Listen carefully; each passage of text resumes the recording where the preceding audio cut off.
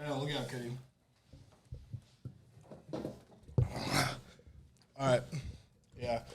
You don't have to wear these. I like to. It's good to hear yourself. And it's, like, helpful for, like, the volume of your voice. Yeah, and just keep this semi, because, like, once it's out here, you can't really hear it, so you want to keep it semi in here. Okay. Oh, I can't hear myself. Yeah, that's crazy. Tighten that up. All right. Ladies and gentlemen, Bogi, Bogdan Atanasov. Almost. What is it? Atanasov. Atanasov. Atanasov. See, you still do the same thing everyone else does. Which is what? Add an extra N right after the A. Atanasov. Atanasov. There it is. Okay. Cheers. Cheers, man. Let me. I'm glad you like that. Dude, it's delicious. Honestly, I wanted to say it in there. It's probably the best tequila I've ever tried. Really? Hands down. I like it way better than 1942. I also don't know what I like between Reposado, Mezcal, and the other one. Añejo? Yeah. No, the Blanco? Blanco. I don't know which one I like the best yet. And Blanco is just regular tequila. I'm thinking it's starting to become this one. Reposado is my favorite. Really? Well, if I'm already talking about it. Yeah. Cheers, man. Cheers. Thanks for coming in. Yeah, no doubt. Appreciate it. Long time coming. Yeah, we've been talking about this since But before you started this.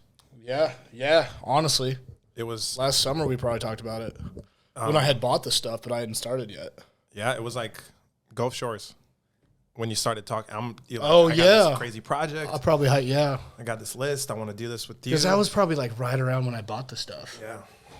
Well, you got to sign this table anywhere you want Nice. and date it. I hope. Dude, I'd like this. This is a cool concept because, like, in Crown Room, I was going to do the same thing with all the DJs that come in and spin. Mm-hmm. But I wanted to, like, rebuild the DJ booth, and I just never got to it. Right. And, like, have everyone sign it. So this is a really cool concept. How you were saying that sign bottle that you had with the album art, I want this one day to be wall art.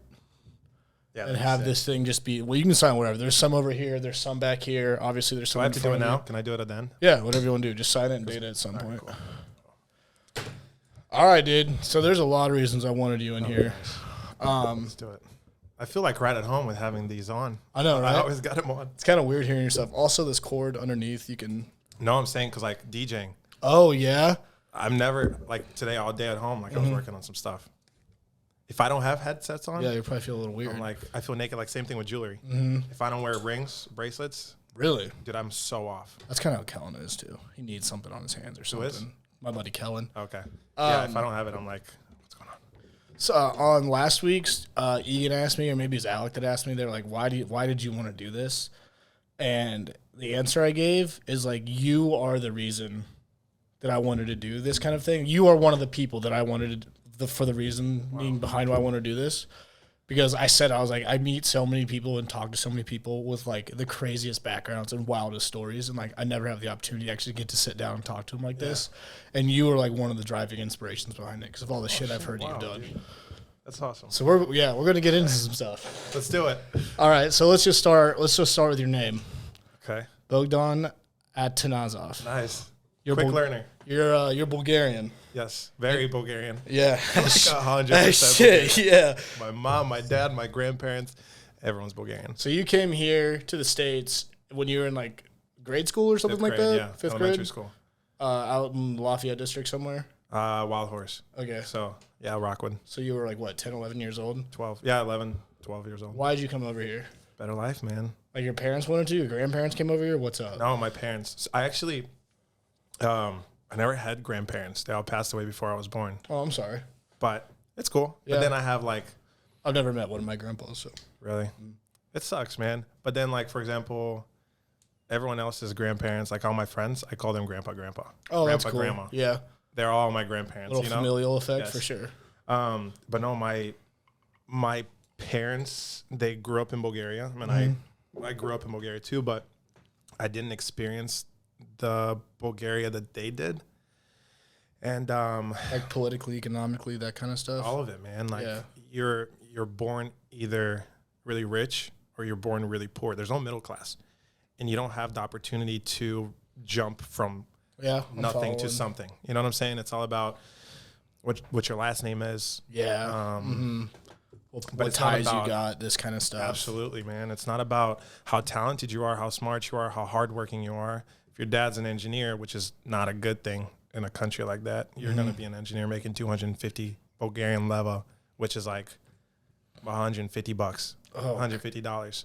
And then your gas bill is $100 of that. Jesus. So then you're like, how are you going to buy bread? How are you going to put food on the table? And you're just locked in that from the get-go, Yeah. basically. Well, my parents, hardest working people in the entire world. I didn't know where Bulgaria was. I knew it was Eastern Europe. Eastern Europe, man. Where. Black Sea, Varna. You see right there? That's where I was raised. Really? Yeah. Right on the beach. Beautiful city. But Keep going, yeah. yeah, we weren't fortunate enough to be, spoon-fed, which I am so happy I didn't grow up that way because it made me appreciate hard work so much It's more. probably and I'm instilled a lot in you, for sure. no doubt. I never want to go back to that. Really? You know what I'm saying? Yeah, oh, yeah. Like I want to go back and visit because that's always going to be a part of my life, my blood. Right. But yeah, my dad's dream, like his whole life, was to escape. Like Bulgaria was a communist country. It was a socialist country until 89, I believe. So it was like 5 years before I was born. Yeah. And like, dude, the stories that I hear about, you got to wake up at 3 a.m. to go and wait in line to buy bread for your family. And you wait there for, it's crazy, bro. What? So there, my dad's whole life, he was like, I just want to get out of here. Yeah. I want to live life. I want to be able to wear Levi's jeans and listen to country music. Like my dad is the biggest patriot you will ever meet. Loves this country, loves country music. Johnny Cash, like, dude, the most simple man. I'll get into that a little bit later. But, we were lucky enough to win a green card. And win? Yeah. How does that happen? Literally like the lottery. Really? Is that for each country or is that for like? Yeah, it's worldwide. Like United States has like a lottery system to give out X amount. Yeah. There's like a certain amount of people that allow each year to migrate into this country. Yeah. Legally. And, that's the way that we wanted to do this. But you have to go through a background check. Yeah. I mean, we obviously look where it is. We can't just cross the border. We got to swim over the Atlantic. Yeah, he's going to catch a taxi all the way there. But you literally go through a background check first and foremost. And then you fill out all these forms and blah, blah, blah, this and that. Prove who you are. Get checked, this thing, that make sure that you're not a rapist or a drug dealer. Not or some terrorist that you have a clean record. Yeah. And then you literally just get put in this drawing and the machine comes out and picks out people. Okay, you're a winner. You can take your family and migrate to this country and start a new life. What? Go do it. That's how that, man. And we got so lucky. So I have a sister, 14 years older than me. Okay. She is married still to the man that she moved here with. My brother-in-law, love him to death. The best brother-in-law I could ever ask for. Good. He always wanted to move to this country too, to escape. But So she was 20-something. Yeah, she was 21, I believe. He made her apply, and she won the year before my father won. But since she was married, she couldn't bring us. Oh. So they came here, and the year after, my dad won. Wow. Back to back. And the odds of that are probably slim to none. It's nothing. It's probably like winning the lottery. Yeah, honestly. But think about it. Like, it's the greatest blessing in life. Like, our family's greatest blessing was to be able to pick up our stuff and migrate and literally start over. Because my parents wanted to do this. I mean, they were 40 years old when they, when we moved here. They've already kind of done. There's not much else that they can do, right? In their life. They came here for me, so I can have a better life. So I can actually get an opportunity to make something of myself. Something, whatever I want. Yeah. So I'm forever in debt to them, in a good way. That's, like yeah. I know they didn't do it because like, oh my God, we're gonna do this because I know he's gonna bust his ass and one day he's gonna repay us. No, they just wanted their son to have a better life. That's awesome, dude. I remember the day it was summer break, just on the streets, running around. That's all you do over there. It was like throw rocks at each other. No, we were playing games, and then the way they deliver mail is like it's a mail person who just walks around with a huge bag and just goes through these mailboxes. I actually have a picture of our mailbox. You're gonna think this is crazy. And It's they so come and crazy they, to remember it like this. Because, I mean, yeah, 10, 11 years old. I remember the day I moved to St. Louis. It's the same exact thing. look at this. These were our mailboxes in our building. Holy shit. And they just put it there? And you see, like, only one of them is actually not broken. And this was ours. Wow. So, like, they put your mail in there, and you just got to be quick enough to go get it before someone else goes steal it. But this was the apartment that I was raised in. No way. Right there, you see there's, like, the streets are dirt and all that. That's why we played What tag. are these pictures from? This was when I was back home. Yeah, so when did you go back? This was 2013. Last time I was home was 2019. Mailman comes, looks at me, he's like, got some mail for you. And it was in English. And he was like, and it's in a different language. I'm like, what the heck? Why would we get something in a different language? So I immediately take it, run upstairs, call my dad on his work. He was an engineer. He was like a welder and stuff like that. Someone brings him the phone. He's like, hey, Plotman, my dad's name is Plotman. There's an emergency. Like, your son needs to talk to you. I'm like, Dad, there's a huge envelope here with your name in English. What do I do? Dude, he's like, son, you find the cabinet that's furthest away from the door. You put it in the bottom, bottom drawer. You lock that shit. You swallow the keys. You lock both doors. You don't let anyone in here. Like, and he was so serious. Yeah, I did it. Dude, he came home with the biggest smile on his face. Dude. When I tell you, like, because he knew immediately. Oh yeah. Like, what else? I just got goosebumps, dude. That's crazy. So I remember, like, my mom had come home. I don't know if I had told her or not. I don't think I did. But the kids, we would always go and we would wait so like the way our dads came home from work, they got dropped off by like these work buses. Mm-hmm. And like us little kids, you know, our fathers are superheroes. Like, we're like, oh, Dad, and we start running towards them. Mm-hmm. And all the time, like, the kids are like, can I have, 25 cents to go buy a wafer, or like, 50 cents to go buy an ice cream or something like that. And I'm like, Dad, can I have 5 cents to buy a piece of gum? Dude, he pulled out 10 leva, which is, Bulgarian 10 leva, which $1 is 1.7 leva right now. So, it's like $5-6. Yeah. Dude, I was like, you're like, holy shit, what just happened? Where do you have this money from? I'm like, what is this? He's like, go get whatever you want, son. I'm like, are you serious? He's like, yeah, enjoy it. Because he was like, he knew you guys are out of there. Dude, he's like, we did it. I went into the store.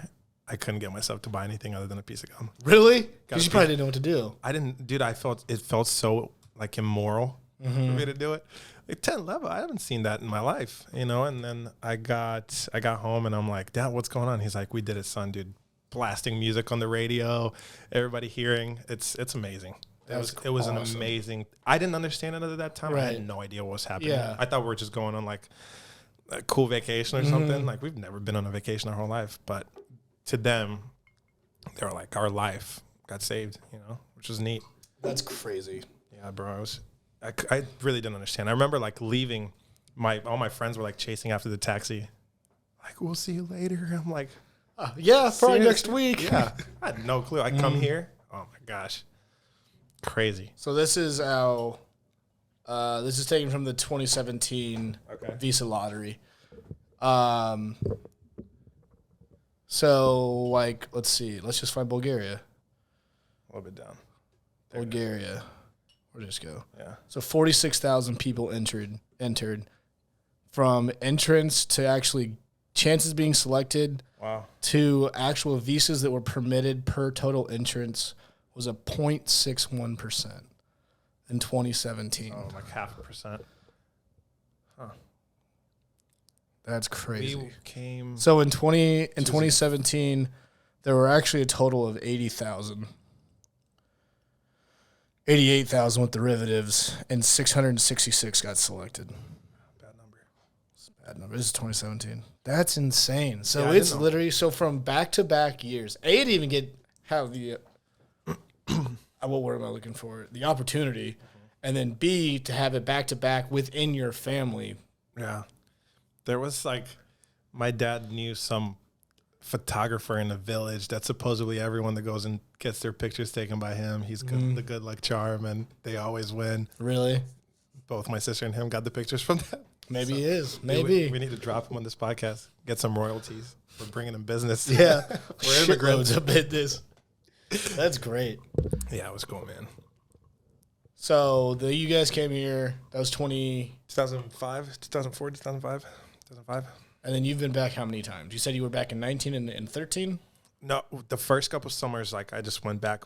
Dude, I didn't know English. I didn't have friends. Really? Yeah. I just Did you know, like, did you have any English, like, classes or, yeah. like, did your parents speak English in Bulgaria or anything? No. I knew, hi, I'm Bogi. Like, that's it. And I had the thickest accent. But I had some really good friends, like, from when I first got here. And I'm actually still friends with a few of them. Shout out. Yeah, who is it? Shout out. I'm going to shout out Gray Brooks. Like, he was probably my first, like, real good buddy.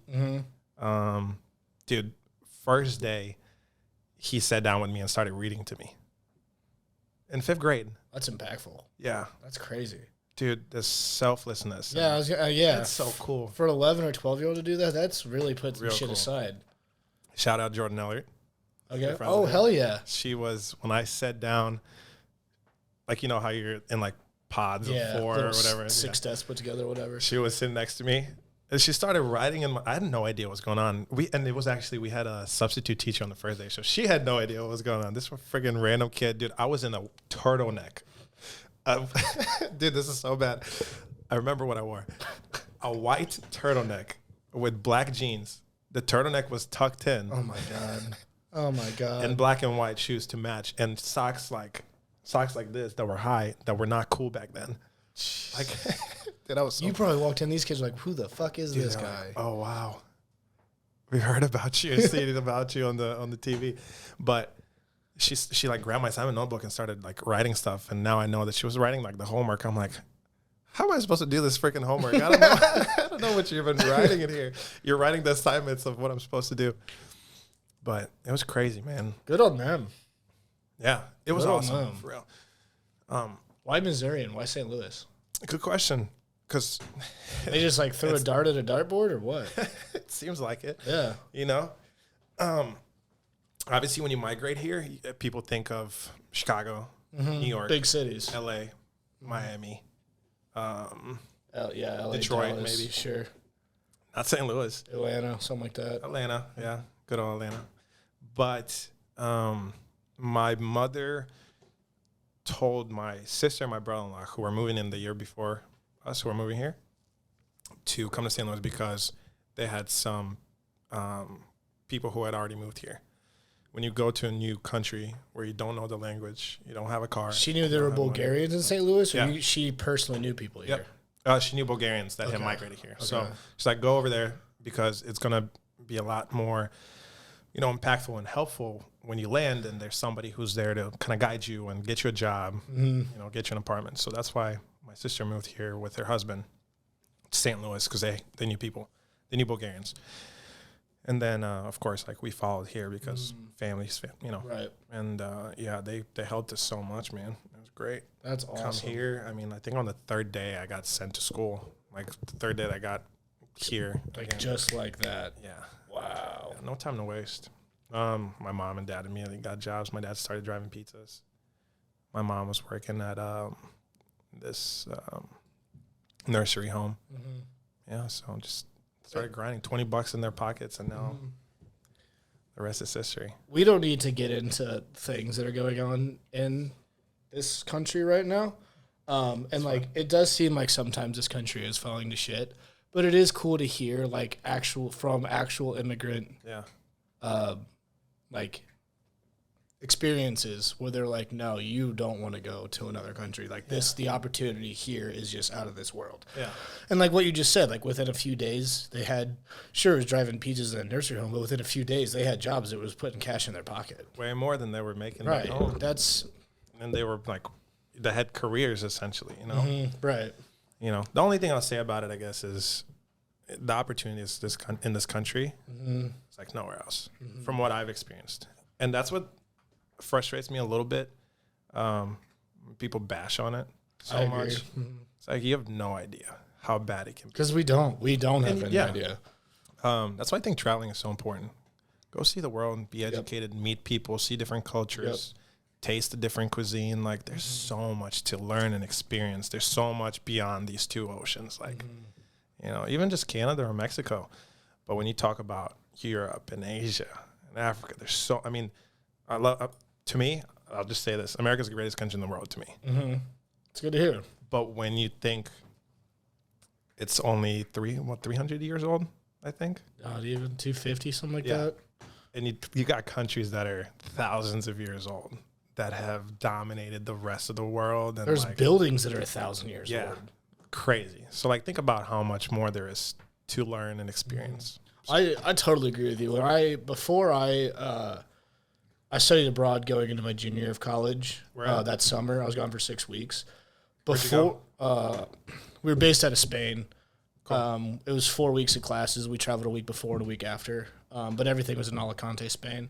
But before that trip and before the opportunity for that trip even came about, I was like, 1776 till I fucking die, baby. Yeah. Like, it's America or nothing. And I was like, not a bad thing. Yeah, and I was like, fuck, like, why would I want to go to Europe?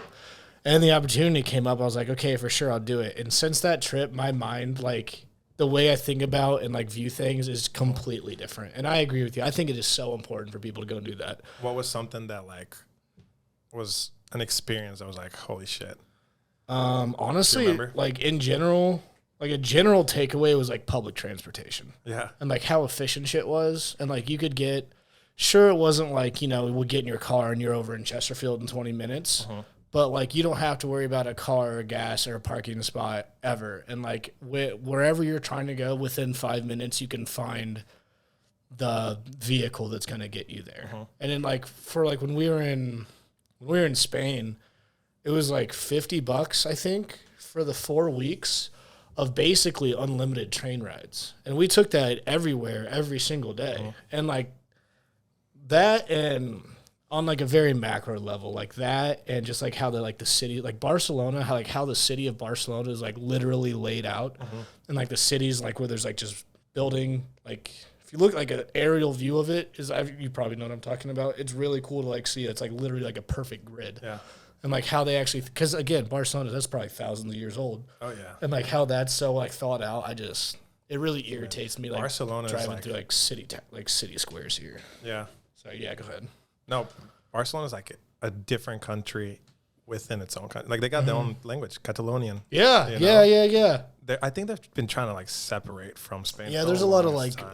inner political shit within Spain that's been going on. I really want to. I want to go to Barcelona. I've been to Madrid. Mm-hmm. Madrid was cool. Beautiful. We did six countries in 6 weeks, and then within that, we went to a few other cities. Nice. So that's good that you got to experience. No, it was awesome. I wouldn't trade it for. I wouldn't trade it for the world. AC. Do you remember it? Like, oh my god, dude! And like ice is non-existent. It's crazy. Or refills. You gotta pay for refills. You gotta pay for ketchup packets. Mm-hmm. Oh, you want ketchup? There's not gonna be ketchup sitting at the table for you. No, that you can just squeeze and like put in your purse and take home with you. No, dude, AC was crazy because we were there during some heat wave. I guess we were there from middle of June to the middle of July. We were there during some heat wave. I guess it was some record heat wave at the time. I guess Europe is going through one, and like London's going through another one right now. Yeah, but there was no AC anywhere. And I remember distinctly when we were in Rome, there was like 8 of us dudes in a hostel room, probably the size of this room. And we had one shower, and we all had how 8 of you had to sleep in one room? Yeah, like just like bunked up in here. And there's one shower, and there's no AC. And it was like 85 degrees outside and inside. And so we'd take a shower, get out, you're sweating. And that day we went to the Basilica. No, what's that thing called? Where? The big church. In Barca or in Rome? In Rome? I'm going to sound like an idiot. I took a picture of the thing at the top with the caption of 420. Whatever the hell. You guys know what I'm talking about. My friends are going to make so much fun of me for this. But it was 8, and we had to wear pants. Whatever this thing we were touring, we had to wear pants. Oh, yeah. And it was 85 degrees outside, 85 degrees inside. You get out of the shower, you're sweating, and like the whole day we were just drenched. And anywhere you walked in, you weren't catching a break from the heat. No. And it was only 85 degrees. It wasn't like here where it could push 104 some days. Dude, that goes back to that place being thousands of years old, and this culture, like, you have to wear pants because of the respect. Yeah, exactly. That it's built on, you know? They scoffed at you in shorts. Oh, yeah. Yeah. It was real. There's dress codes everywhere. I don't know. There's a bunch of things. There's a bunch of, like, small takeaways, but, like, the big ones were, yeah, and, like, I don't know. So St. Louis, from St. Louis, you've been back how many times then? And why do you go back? Okay, let's see. So the first 2 summers I went back, again, it made it easier on me. Mm-hmm. You still stay in contact with some of these people? I tried to. It's just tough. Yeah, I've I get been here that. 15 years. Right. You know, And you were 11 at the time. yeah. At some point, these you are the just years that lose. kind of shaped me into who I am. And when you really become close friends with, you know, these people, like they got their best friends. Right. I'll still do anything for them, Mm-hmm. and I hope the best for them. We don't keep in touch all the time, but I went the first couple summers after I moved here just to be there the whole summer. It was crazy. I would just fly by myself. That's crazy. At that young, too. Dude, yeah. Wow. Like I think the first year, it was like where like a stewardess would like Walk guide you you through to the the stuff airport like and that, stuff like yeah. Unaccompanied But like the minor. second year was just by myself. I even stopped in Paris, went to the Eiffel Tower. That's cool. That's pretty cool. That's sweet. Then I came home and then like I knew the language. Then I got into, you know, middle school, and then I started like being on sports teams and having friends, and you know, yeah. So I didn't need to really go back. So first 2 summers, I was 6 and 7. Yeah. And then you said you went back in 2013. 2013, I went back. When did I go back? It's because my sister and my brother-in-law, they wanted to have some sort of like ceremony there. Oh, that's cool. So That's probably when you were in high school. It was. Why did I go there? Oh no! What am I talking about? 2007 was when my sister and my brother-in-law had their ceremony, and then 2012, my junior year of high school, I went back. I had a trial with a soccer team, and then That's something I want to get into. yeah, it was cool. They ended up wanting to sign me my junior year of high school. I wanted to do it, but my mom's like, finish high school at least. Get the GED, get the education. Yeah, of course. Right. I get it. And then my senior year, 2013, those pictures I was showing you for was when I went back for like my second trial because I was a new coach, and he actually ended up not wanting to sign me. Oh, cool. Yeah, which we can get into a little later whenever you want, but it was crazy. It was wild. And then 2019, I went back, took Nina with me. Oh, really? Yeah. Yeah, I wanted to was that when she was on her like Italy trip or whatever? No, she did Those that connected? in 2017. Oh. I think. Oh, that's right. The same time as me. Okay. But yeah, I wanted to show her like where I come from. That's cool. Good on you. That's sweet. I bet she appreciated that. I've been actually back quite a bit because It sounds like you've been I like way forgot more in than you thought. 2015 is when I went back and I signed, and I stayed there for a little over a year. Really? So yeah, I mean, I've been back a few times. Again, I call St. Louis my home, but like I'm Bulgarian. Like I'm American. I have American citizenship, but like that's still my blood. Right. I need to put on the uniform and go fight for America. I'm going to do that. This is still my home, but like Bulgaria is still my home. Like That's an awesome way to put that. I want my children to speak the language that their father was raised on. You know, I want them to understand the culture that I was brought up in. I want them to be able to communicate with their grandparents in like my native language. I want my future wife to also understand where I come from and respect where I come from too. You know, because that's absolutely, me. absolutely. That's my blood. I don't want to lose that. I still respect that country. I don't want to call it a core belief, but it's like almost it's part of your core of who you what you are. Just like you say, you're like 1776 until you die. For sure. Like it's not like that with Bulgaria, but that's still me. That's something that I can't change. I can't say I'm not Bulgarian. I am. I was born there, and that's in my blood. When I get married one day, I want to have like a wedding here, but I also want to have a wedding there. You know, so because there's still quite a bit of family that we have there, like aunts and uncles and cousins, and I love them so dearly. So I want them to be a part of it, and they're like super terrified of flying. So I don't know if It kind of changes things. Yeah, I don't know if I'll be able to force them to make them to America for like my wedding and stuff. I hope they do. Is it in the cards anytime soon to get back over there? Next 12 months, have you thought about it? Not for me. I just have so much that I need to that's fair. to do here in the next couple years. Have to. I feel like I'm running out of time with some stuff. But the reason why I say that, I feel like we need to be taking notes to come back to these things. That's why I was just writing stuff down. Yeah. The only reason why I say I'm running out of time is because I really want to be a young dad. Oh, okay. Sure. really More power want to you then. Absolutely. That's why, and when you have children, like, your focus is them. You're bringing a new life, to the world. You got to make sure that you're taking care of them properly.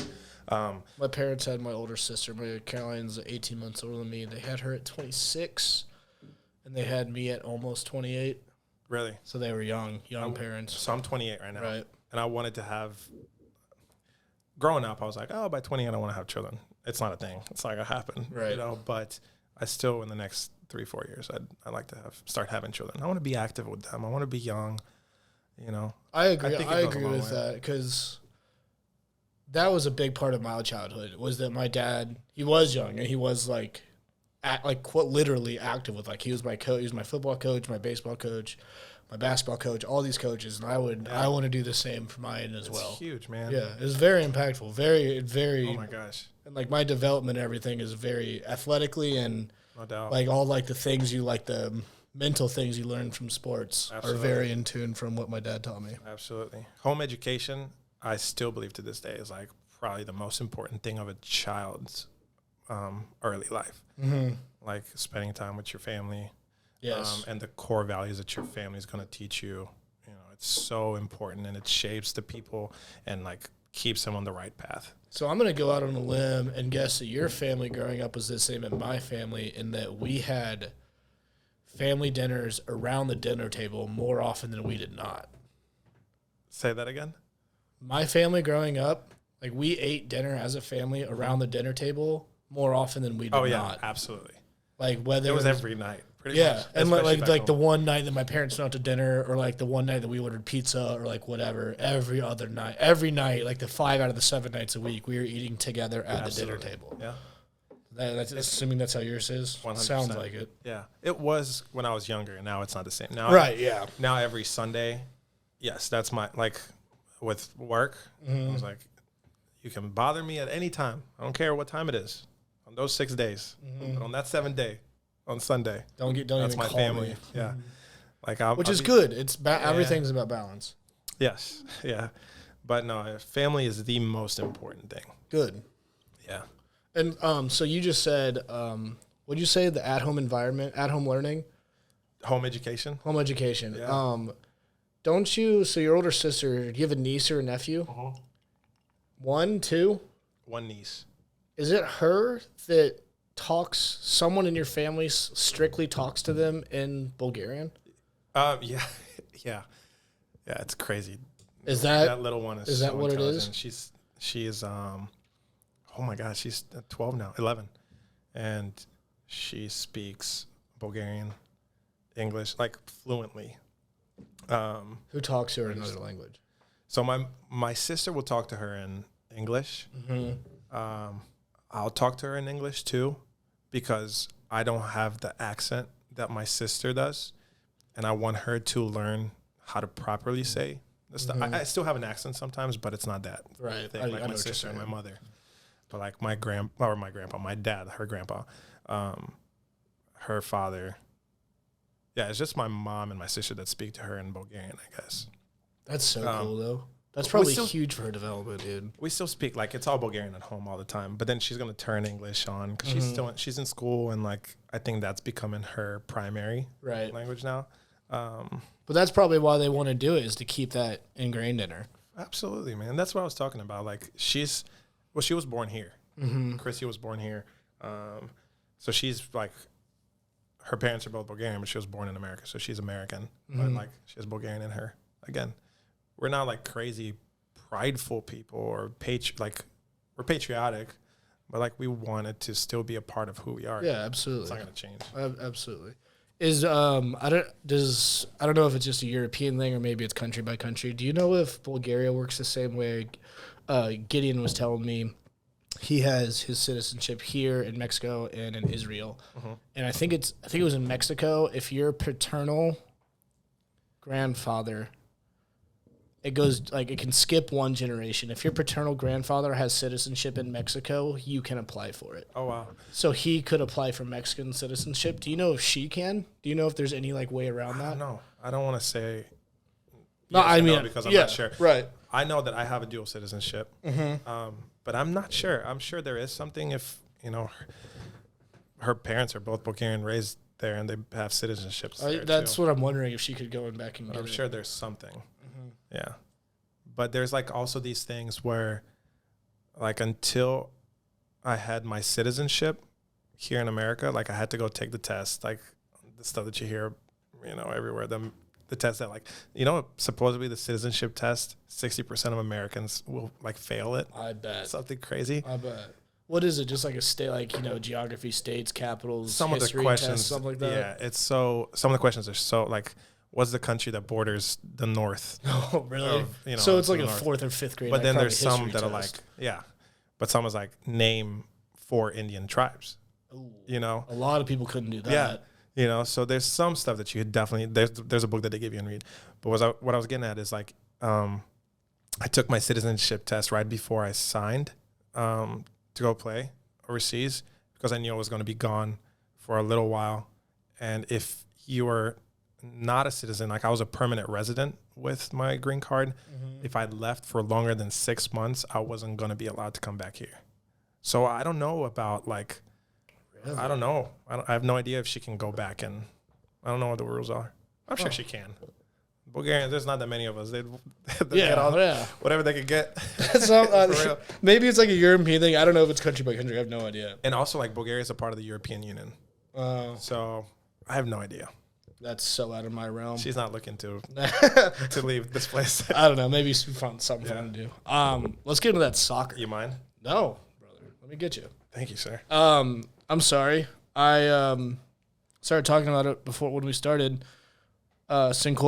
Sincoro, Michael Jordan's tequila. Reposado. He gifted this for me right before we started. Thank you very much, my brother. Thank you for it. Is delicious, and that's what I was saying. I think this might be my favorite that I've tried so far.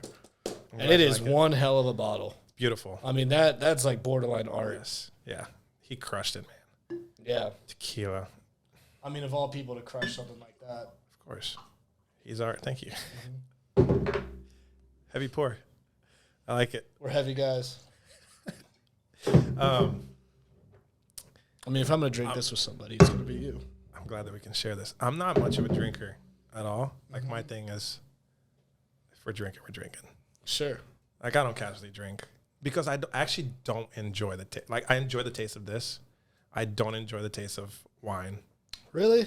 I don't have wine. Nina and Brittany, they love the Swearingen family. Yeah. You kidding me? Joseph, like all of them, they love their wine. Half their blood's wine. Yeah. I like my No offense. I love you all. But, like, I don't like wine. I don't like beer. I don't like, I just don't like the taste of it. And that's like what you socially drink. So I never. That's fair. That's totally fair. Yeah. But if we're drinking, let's actually do it. Let's celebrate. And usually if I drink, we're celebrating something. Right. Tonight, we're celebrating your podcast. I'm proud of you that you're doing it. So that's why I'm like, you know what? Let's do it. Yeah. It's good stuff. It's good stuff. I drink too much. I'm not an well, by medical terms. I'm not by medical terms, I'm probably alcoholic. I don't drink like a lot, though I drink frequently.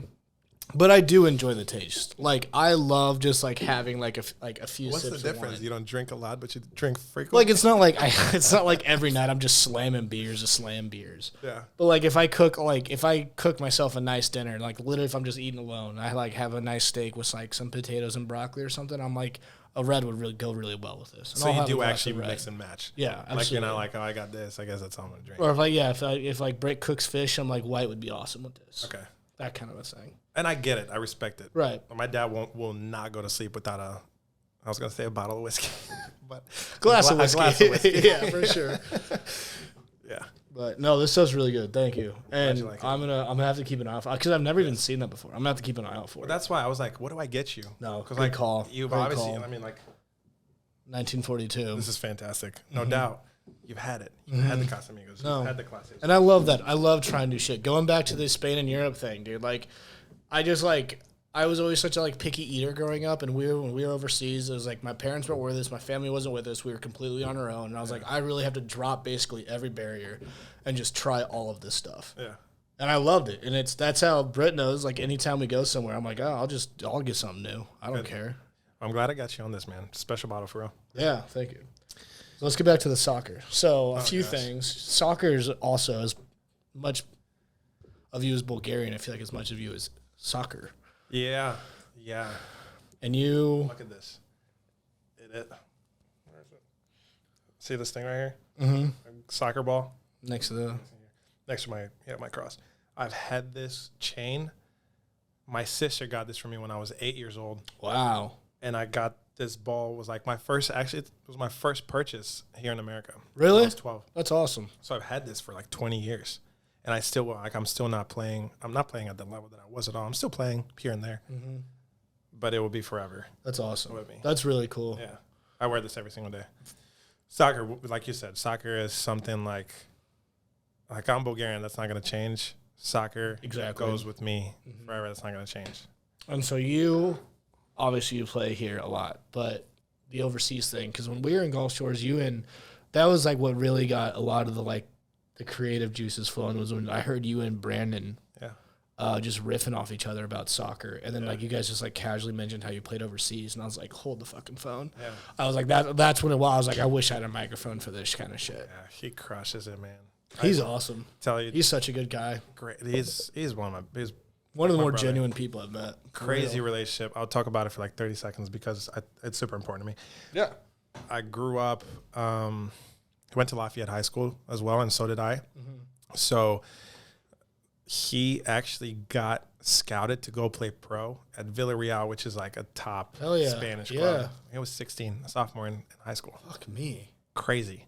So like when you go to Lafayette or when you play soccer in St. Louis, like that's one of the names you hear growing up. Brandon Manzanelli, you know, just crazy talented player. And I remember the first time I actually met him, he was like doing like this guest appearance at like our soccer camp for Lafayette for the incoming freshmen. Yeah. And he was I mean, my jaw was on the floor. Like I was a good player, you know, but like it was watching YouTube live what he was doing. He was at that level. I want like just like the stuff that he's been posting like call it the past few weeks. I've had like his like pickup games. I'm like, holy shit, this is you like 10 years out of it. I can't imagine what you actually understand. I truly believe. I'm not gonna get too much into it because that's his personal business. People look him up. He's got a Wikipedia page. Legit. I looked him up one time. If the cards were aligned right with some things, because like you obviously have to be extremely lucky for sure. On top of being good. I believe he had all the talent in the world to be one of the top 10 players. Like, he would have had trials with Man City and stuff. Crazy. I mean, Villarreal at 16, that's crazy. For a kid from St. Louis, that's insane. Yeah, it's crazy. So, yeah, I remember, like, he came in, and I'm like, holy shit. This guy's right in front of me. And then his brother, this is so funny. I forgot about this. His brother, Clayton, he's my age. And Clayton's just, dude, he's a great fucking guy. But he's a goofball, you know? And he's like, Bogi, just flip me, man. I can do a backflip. I'm like, Clay, I don't want to do that, man. Like, this is first impression, you know? I'm trying to, like, blah, blah. He's like, just freaking do it, man. Quit being a girl, you know? I'm like, Clay, I don't want to do it. Coach leaves, and we're just, like, stretching. He's like, are you going to freaking do it? And I'm like, all right, let's do it. Flip him. Dude goes halfway, falls on his neck, breaks his collarbone. Oh, no. I'm like, this is why I didn't want to do it, man. And then fucking course. Brandon came, and that's like how we were kind of like forced to converse because like, yo, you broke my brother's collarbone. Like, what the hell? And I was like, no, this is what happened. Brandon actually ended up taking me home, and dude, it was like thing clicked. Like he's a couple years older than me. I was whatever. You were a freshman. He was a what? I mean, he's what, 32? Was he in high school the same time you were? No. Oh, so he came back for it. Okay. Well, like I said, he left sophomore year, so there's no way. Like, right. So he, yeah, man, it was just kind of like that instantaneous. It was so weird, but it's he was. I can say this, he was a role model for us, and like a role model becoming like one of your best friends was real freaking cool. I bet. He had the freaking Benz and with the diamond Manzo on the back of his car, and I'm like riding shotgun, and everyone's like, who is he with? Like, but I learned so much for him when it came to about foot skills and the sport and traveling, and like realizing that this is actually realistic. Yeah, I'm from St. Louis too. Why can't I do it? So absolutely. And like going back to what we were talking about before, like I feel like that's one reason why we get along, we click. Big dreams, big aspirations, big goals. And like sometimes you need someone on that same level to help you think about it in your own terms. Yeah. have you heard the saying where it's like the 5 people that are the closest to you that you The hang out with average, the most? yeah. That's what you Absolutely. ultimately become. It's like, show me your friends, I'll show you your future type stuff. Yeah. I'm like the biggest believer in that. That's good. It's good. If you hang out with a bunch of people who are lazy and who don't go to the gym, and you're not going to go to the gym. If you hang out with a bunch of people who work out every single day and they're on their diet, you're ultimately going to be like, I want to go work out with you. I want to be on my diet. I want to look as good as you. I want to feel healthy, so having him and people like that around me, and people like you, like with the same motivations, aspirations, goals, like work ethic, it is so important for like your success. So important. Yeah. And like whether you hang out with them or not, like even if it's like within your own group chat and like seeing like call it affirmations, or like seeing that same kind of shit day after day after day, it builds on you. Oh yeah. Yeah. But yeah, man, soccer was and is still a huge part of my life. And you were talking about it earlier, being a part of like a sports team, being a part of a team in general, but especially a sports team, relying on your teammates, pushing each other, getting in those little, fights, holding each other accountable, having each other's back. I fought the kids on my teams. Yeah, but then you guys are going to go out in the field and then you're going to fight someone else. I'll take a bullet for them. Yeah, right. Absolutely. Yeah. And so that's another thing. Like it kind of is not on the same level as the home education for like a kid growing up. Personally, that's what I believe. But like being a part of a team is so important. Oh my God. That's one I'll die with. Yeah. Absolutely. Yeah. And like, like the team aspect and like the team, like people say it's bullshit, but like those team bonding events, those are real. Like when you're like not caring, laughing, like getting together and doing stuff, that's like when real stuff happens. Like, remember the Titans? Yeah, for sure. One of my favorite movies. Yeah. Oh yeah. Dude, it's amazing. But it's so true. So he had a tryout. He got asked to play. I think Man United had a camp in St. Louis or something like that, and they saw his potential and they invited him connected him. And so what happened with you? What happened with me? You said you had a tryout, and then you went back 1 year and played for a year. What happened with me was I loved this sport, and I saw it as this is it. This is what I'm going to do in my life. And this was like at a very young age. And there was a lot of people telling me, like, you can do it. Coaches, teammates. But I had my family believe in me. That's all that matters. And I believed in myself. So... And I loved sports so damn much. I'm like, all you can think about, I'll do whatever. And honestly, the best thing that happened for me, I was not the best in my group. Like, you had to work hard for it. Like all my friends were soccer players, like really good, like Ryan Butchart, like Joseph Corbett, who hit puberty in 7th grade. Literally. Connor Shindobury, like LJ, all these kids, like very good players, and they grew up with, being on academies and they were like already instilled into this. How do I say it? They were in this program already. Being a part of Scott Gallagher, being a part of these teams, like the internal St. Louis soccer community kind of a thing. Yeah, and their parents knew which that stuff runs deep. I'm sure you've noticed. Oh my gosh, but like their parents knew what the path was. Yeah, my parents had no idea. It's like, okay, go play on the soccer field. I remember like even. Like in middle school, I was playing and I was doing like crazy shit in my turtleneck, and then kids would write me letters like, my dad would love to have you play on my team. And like, I go home and I show my parents and they're like, you're going to make it, like your life is saved, but we're talking about a CYC team or something like that, but like that stuff to us meant so much, and because at that time you thought you were on top of the world. Oh yeah, dude. Like I'm getting recruited to another team. Yeah. Dude, like we didn't have teams growing up. We played soccer barefoot on the concrete with a flat ball and like a fence that was barely hanging on, So like getting a letter that's handwritten. Yeah. We'd love for you to come to play for our team. It's a lot. Yeah, it's huge. Never heard of anything like that. But it was nothing, But yeah, man, I just kept grinding and kept playing, and I was like, I had the mentality of, can we cuss on this? Yeah, fuck yeah. Okay. I've got a mouth of a sailor. I'm going to do this to, like, my background on my phone was, I work hard to prove a lot of motherfuckers wrong. Hell yeah. And like, yeah, I'm doing it because this is my passion. I'm not just doing it to say, hey, I did it, like, in your face. But haters motivators. You know, it's so true, man. No, it is. Yeah, and I just kept grinding, man. I would call my friends. I think Joseph still has his voicemail. Like, he was faster than all of us, and I call him like at the beginning of the summer, and I'm like, yo, keep this, and then we're gonna keep this voicemail, and then at the end of the summer we're racing, and I'm gonna beat you, and I'm gonna be faster than you. Like, I had that sort of mentality, like, with my friends. I love it. Every Got single that day. dog in them. Oh yeah, dude. Like, but it helped push them too. Right. Yeah. Like, it wasn't like a selfish thing. Like, I knew I'm like, let's help each other get to that level, because I see the potential. I know what we can do. Bro, it was a grind. When I tell you, like, I made and this is no coaches, nothing. Like, my schedule was 7 a.m. wake up, go for a 3-mile cross. And I would do it with Brandon. As soon as we get done, and a couple other friends who would come join, but this was like the consistent people that were there.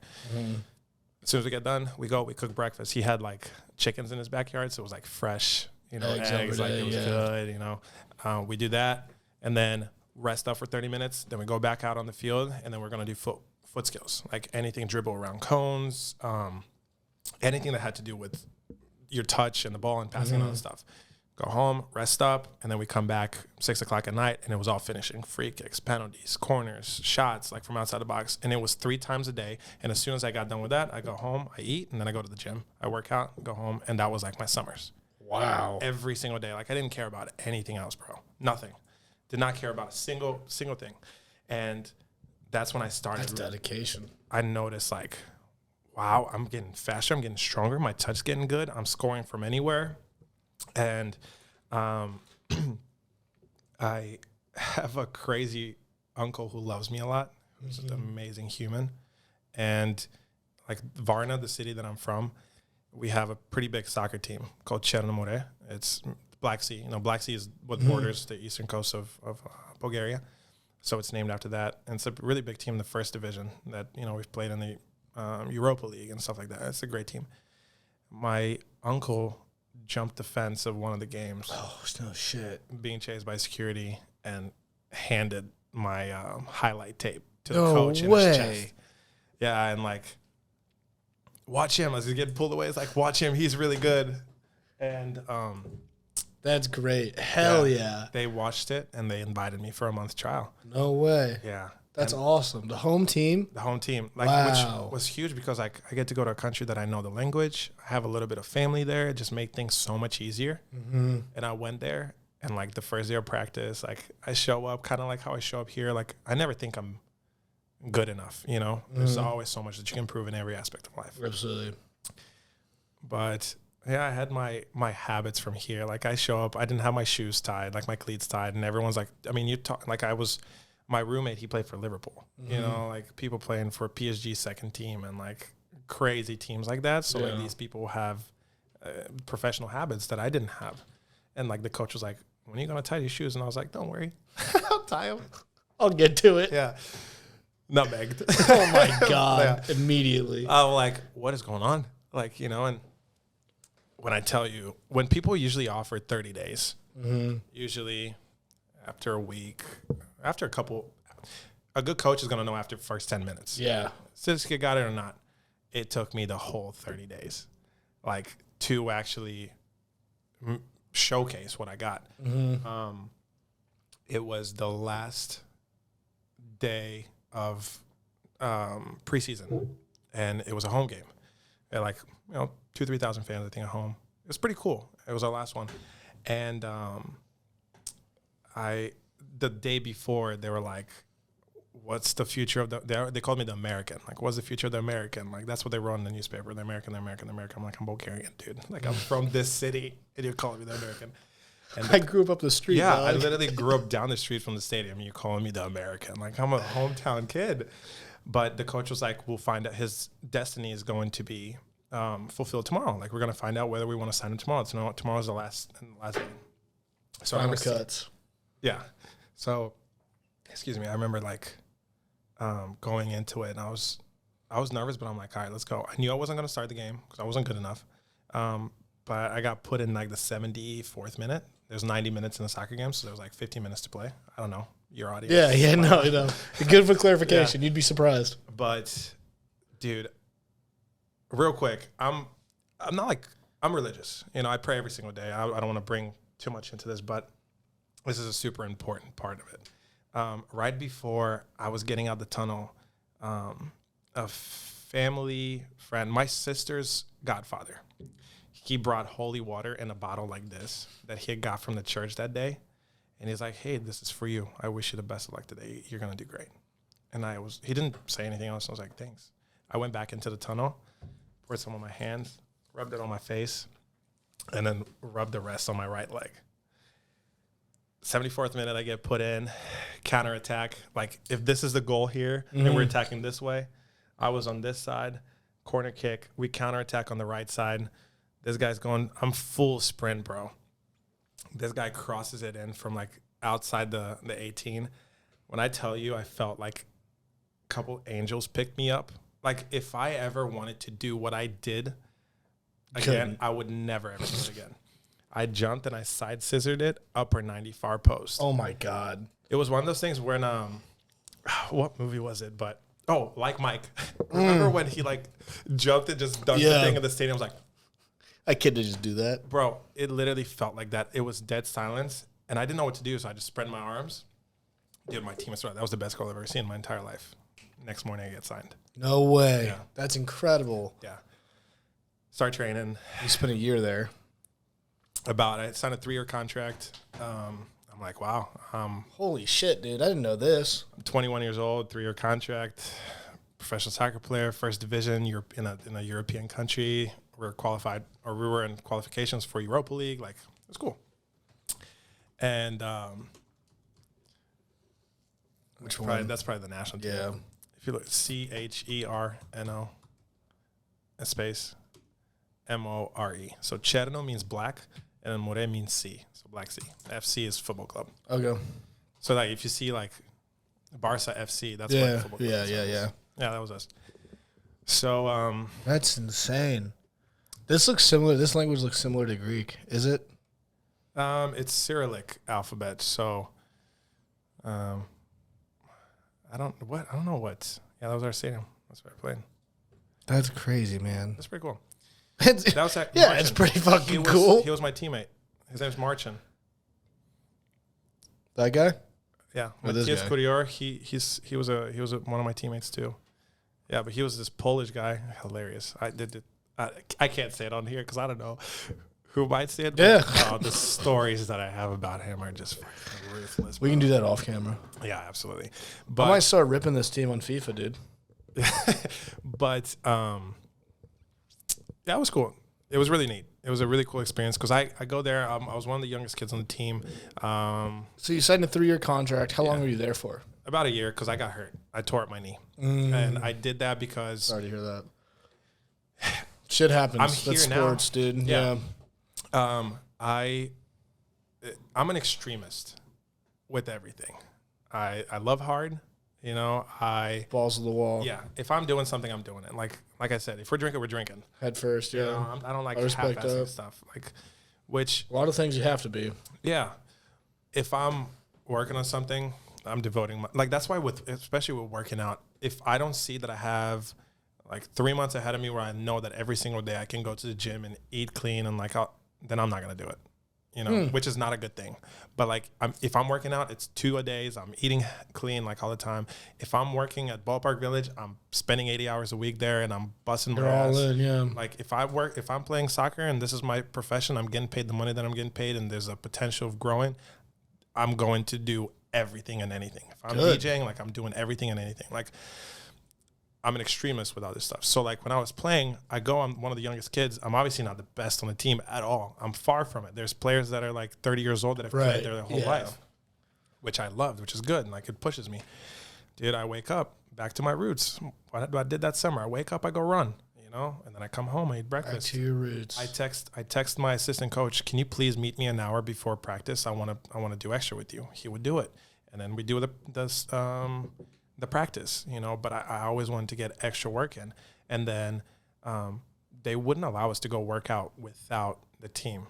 They didn't actually want us to build more muscle because you're not as mobile and they want to make sure, excuse me, that you're under supervision, that you're doing it right, and you're not hurting yourself. Something like if you break something, it's under their watch, that kind of a thing. And like, dude, in your contract, you can't skateboard, you can't go rollerblade. Like, there's so much stuff because no scooters, no motorcycles, no this, no that, no high diving, all that kind of shit. Yeah.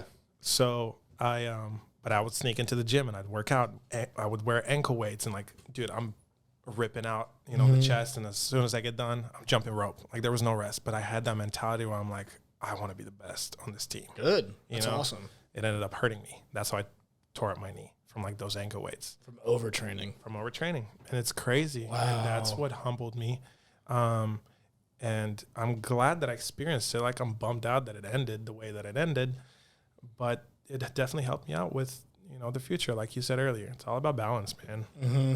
So like, I overtrained, and instead of it helping me, it broke me. I had to get surgery, and they broke my contract. And I came back, and I was like, what now? Literally. So what year was this? 2015. I was 21 when I signed. 2015. Yeah, it was when I signed. 2016, I came back. What'd you take away from all that? So much, man. I was I mean, obviously there's a lot to take away from that, but like, do you ever like look back at that and like think about it, or like, is there any ever a time in your day to day where you're like, this was literally back in 2015? My mom brings it up a couple times a month. Really? No, not like that, but she won't watch soccer anymore. Oh, really? Yeah, she's like, I can't do it because you're not out there. Yeah, she's like, I was pretty darn good, bro. I believe it. I can tell. Athletes just kind of know athletes. Yeah. Not saying that I was a great athlete, but you're when you played sports, when you played sports, you just kind of pick up on when people were good at their respective thing. So yeah, like, I hear that sometimes because I still watch soccer, and my mom, she won't. Like, I love watching. Like I said, family is important. So like, on a Sunday, if there's a soccer game on, I'm like, let's watch this game together. She's like, I don't want to do it. I don't want to do it. Because you're not playing, and I know it hurt her. Because she had like such high hopes for me. Yeah, she was pulling for you to the high heavens. So it's just like, damn, I wish it worked out for you. Yeah. What I took from it on a something outside of soccer, like, I was in a relationship during that time, doing long distance. Like, that's long distance. Dating somebody here. Yeah. So I learned a lot about myself. I learned a lot about how to act and react to certain situations and what to do and stuff like that. And it shaped me into the man that I am today, and definitely helped me out. So I'm happy that I went through that because I learned quite a lot from it. Mm-hmm. And like, in my current relationship, like, I'm currently doing long distance. So I know how to, in certain situations, like, it's not easy, So. And it's not like that any given situation is exactly the same, but you're like, I kind of know how to handle this. I kind of know how to get through this. I kind of know what to do now. Yeah. Well, and especially when you're at that age, you're like, you think you know everything. It's the total opposite. Every 20-year-old's a fucking airhead. Dude, swear to God. It's crazy. Like, we're always going to be learning our whole life. And you dick cheese.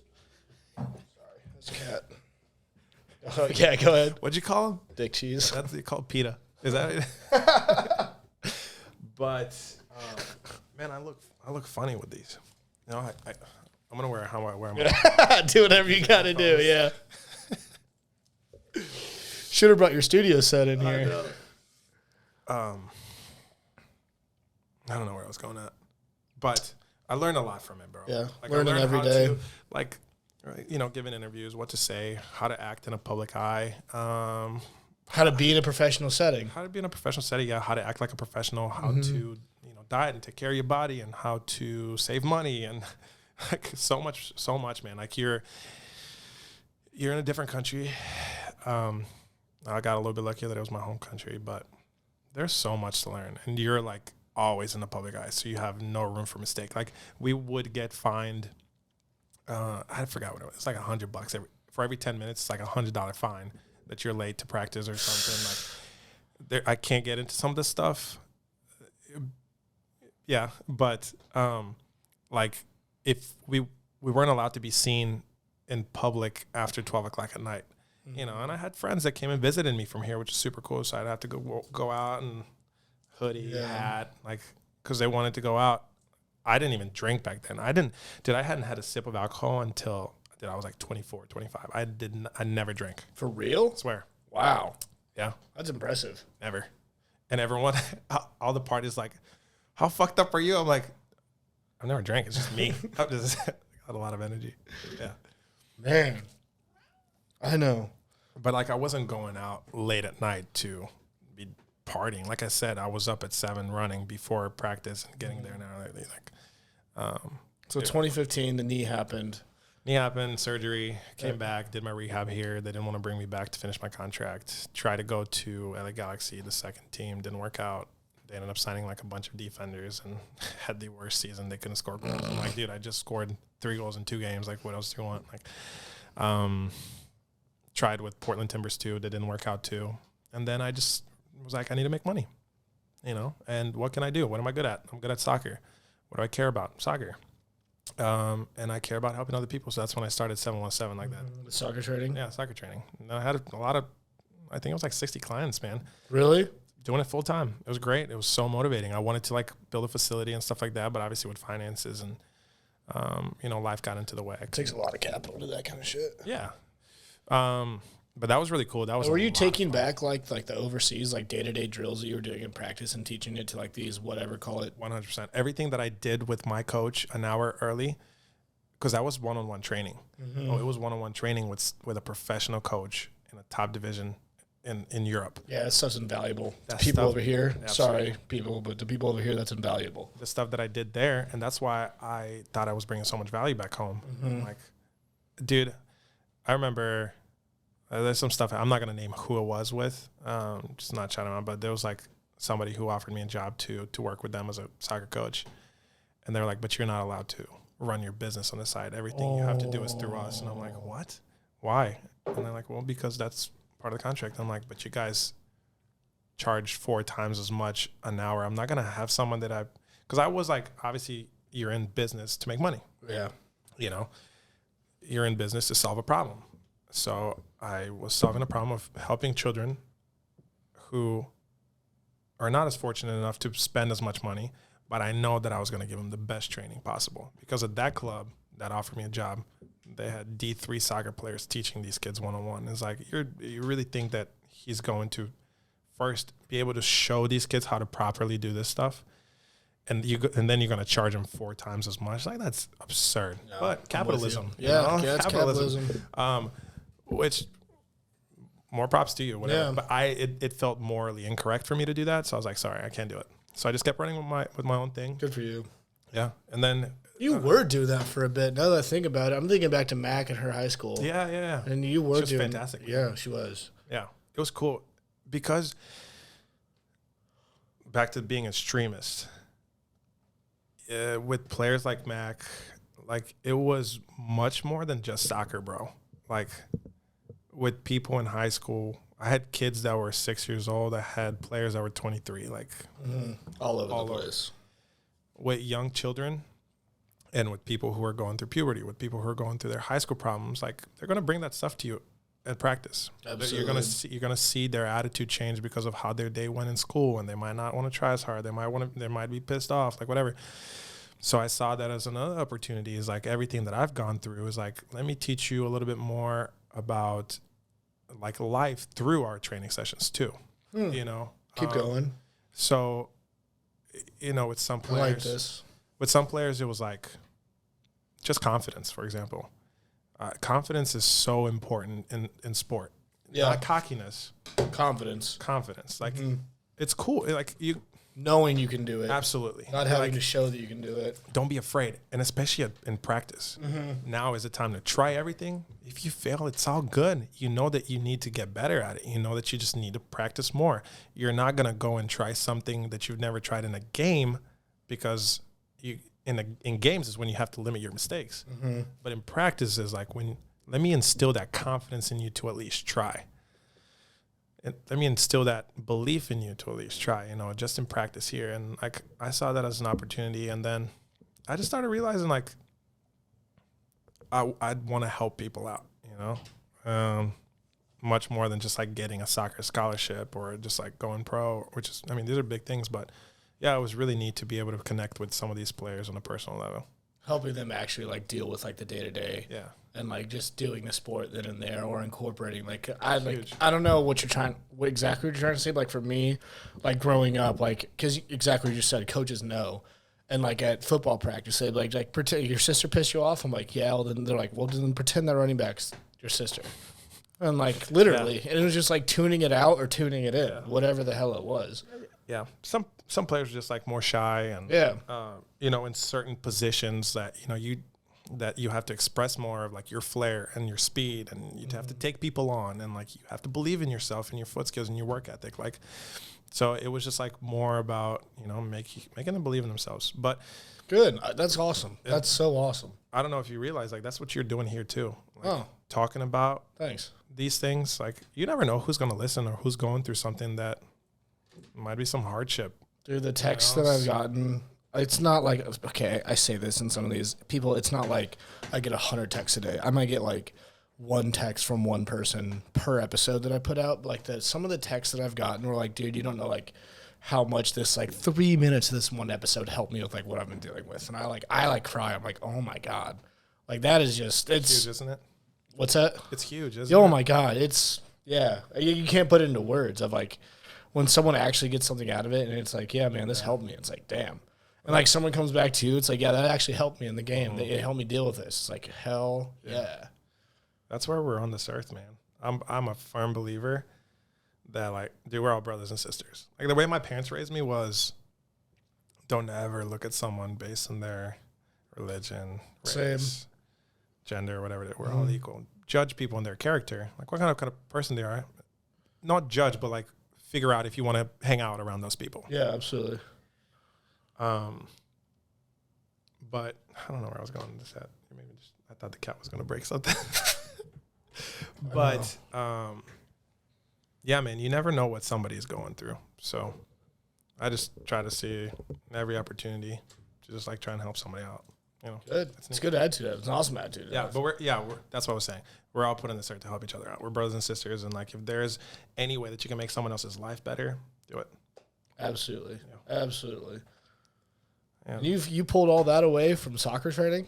Dude, yeah, man. These kids, like, they're so smart nowadays. Like, dude, the stuff that, like, Riley, for example, or, like, Nick's. Oh, Nick's yeah.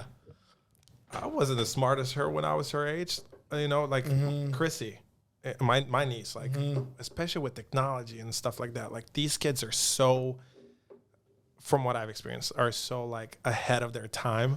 It's crazy. I believe it. Dude, when we were 9 years old, like, what were you doing?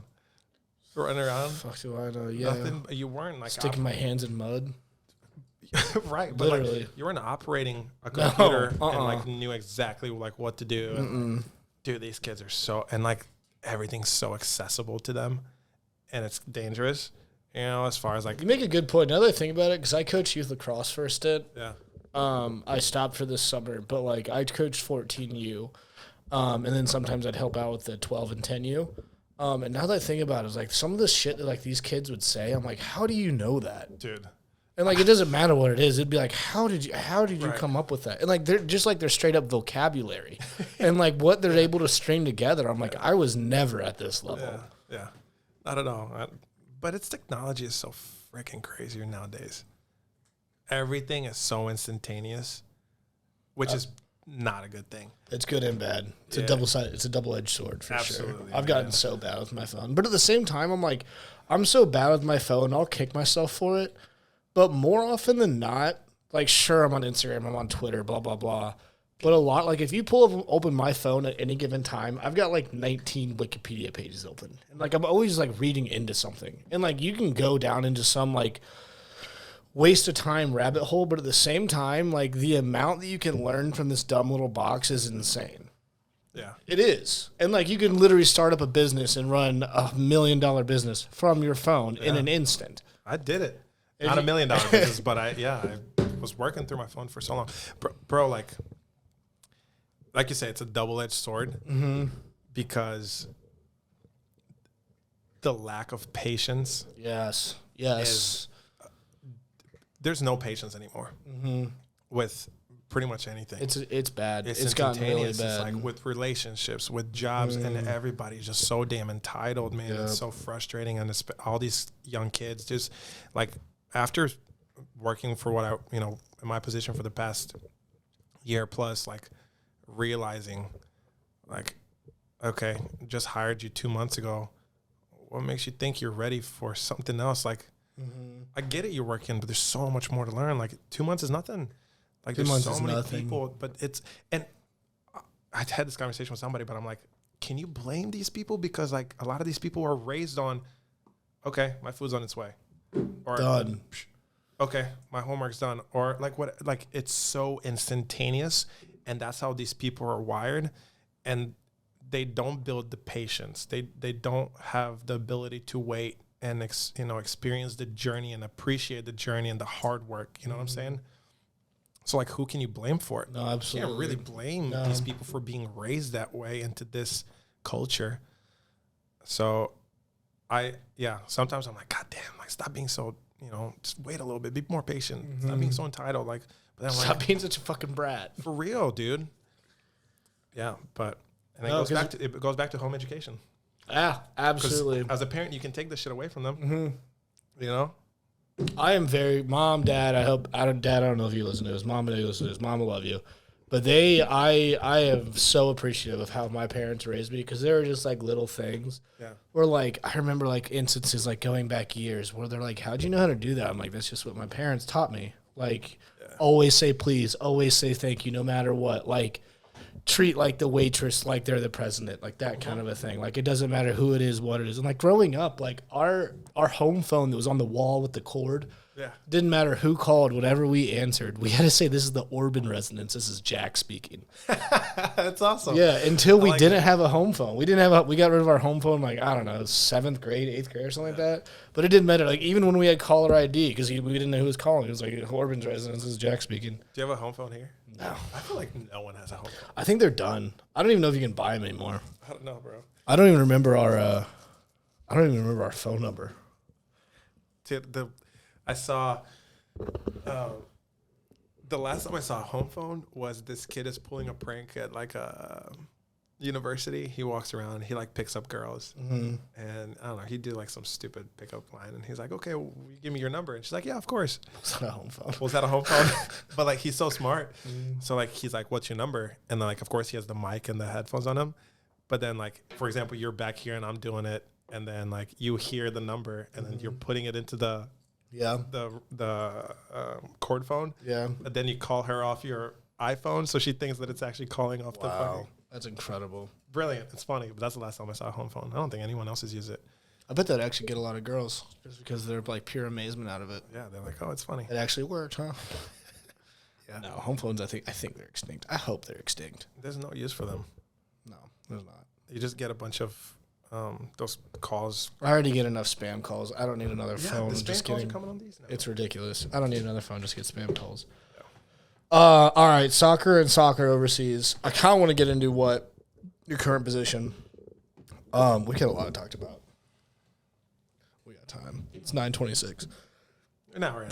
Yeah, a little over an hour. Yeah, that's not bad. No. What are you looking at over there? This thing just has a timer for how long we've been going. Oh, nice. Yeah, dude, we talked about it. Like, this could be. I'm telling you, like that's why I asked about the hard stop. No, I'm good. Like cool. Right now, I'm free. Awesome. Thank you. Yeah. Cheers, man. Cheers, bro. Glad to have you in here. It's awesome being here, for real, finally. We've tried too many times. So many fucking times. But like, I obviously your schedule, but like I was telling people, like everyone listens to this, doesn't need to keep fucking hearing this. But like for a while this spring, so I was coaching lacrosse, and practices were Tuesday and Thursday. And they weren't there. It's 25 minutes from here. And it was from 6:30 to 8 o'clock. So just like that, Tuesday, Thursday night's done. I hope to squeeze in a workout beforehand after work. And then there's a stint in the spring where I was either like, it's like one of the weekends was Easter. And there was a stint in the spring where for, I think it was 7 or 8 weekends straight, I was either out of town or had something going on. Wow. And like as in going on like Easter, obviously I can't do anything with anybody. And then I was in Florida, then I was in Quincy, then I was seeing my sister, then I was seeing my other sister, then I was in Quincy, and then like Easter, and then like I was in Florida, and then this thing, and I was like, holy shit. And so yeah, now we're back here, we're doing it. And like same thing with your schedule, like you're only available for whatever hell time it was, and like today's Tuesday. Sundays, bro. Yeah. Like I said, I'm an extremist. If we're gonna do this, we're gonna crack a nice bottle of tequila. Yes, We're not gonna be rushed. We're gonna talk about it, talk about whatever for as long as we can, and like. I don't want to come in here and be like, yeah, dude, I got an hour. Well, no, can't do that. Because that's what, like, we're going to get to, like, the 2.5 hour mark, and we're like, okay, it's going to be 10:30. We might have to do 2 of these. I'm in. I'm so in. Whenever you want to come in. Yeah. Anyone that comes on, it's still been an invite. So something else I wanted to talk about. A few summers ago, you lived in L.A. Yes. For how long? And when was this? Almost a year. It was that 2 years ago? 2020, yeah. 2020, I moved in February. Holy shit, right before COVID? 2 weeks before COVID started. Wow. 2 weeks before COVID started, bro. I moved. I had a show here Valentine's Day. I left the next day. No, I flew in town for the show and I came back because I had already booked it. And I went back home, or I went back to LA. And my birthday was March 1st. So I got to do my birthday there. And then COVID hit.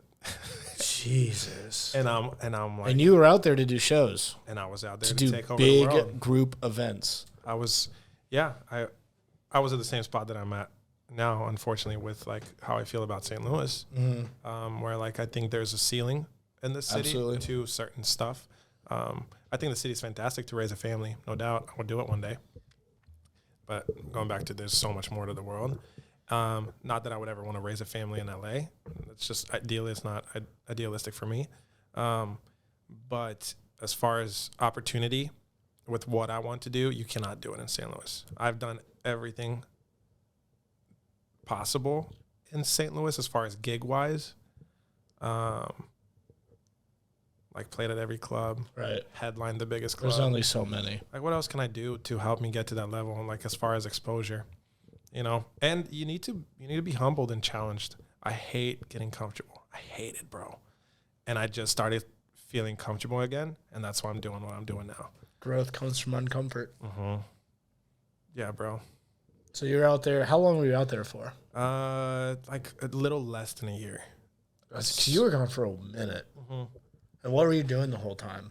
Were you doing shows? Like, because it was COVID. Like, how was that working? Bro, like, because you said you're an extremist. Like, you went out there to do it full send. Yeah. And then the world got dropped on its head. Yep. And it was out of my control. And I'm not, again, it was like everything dude, I didn't believe this growing up. This is the cheesiest thing. Everything happens for a reason. It's so cheesy. Nope. It is so true. If I didn't get hurt in soccer, and I didn't come back and like stuff, I wouldn't have met my girlfriend, my blessing. I wouldn't have done that. If you wouldn't be in the job you are now. If COVID didn't hit and I didn't get pushed to my extremes of, getting creative, to make money, I wouldn't be in my job right now.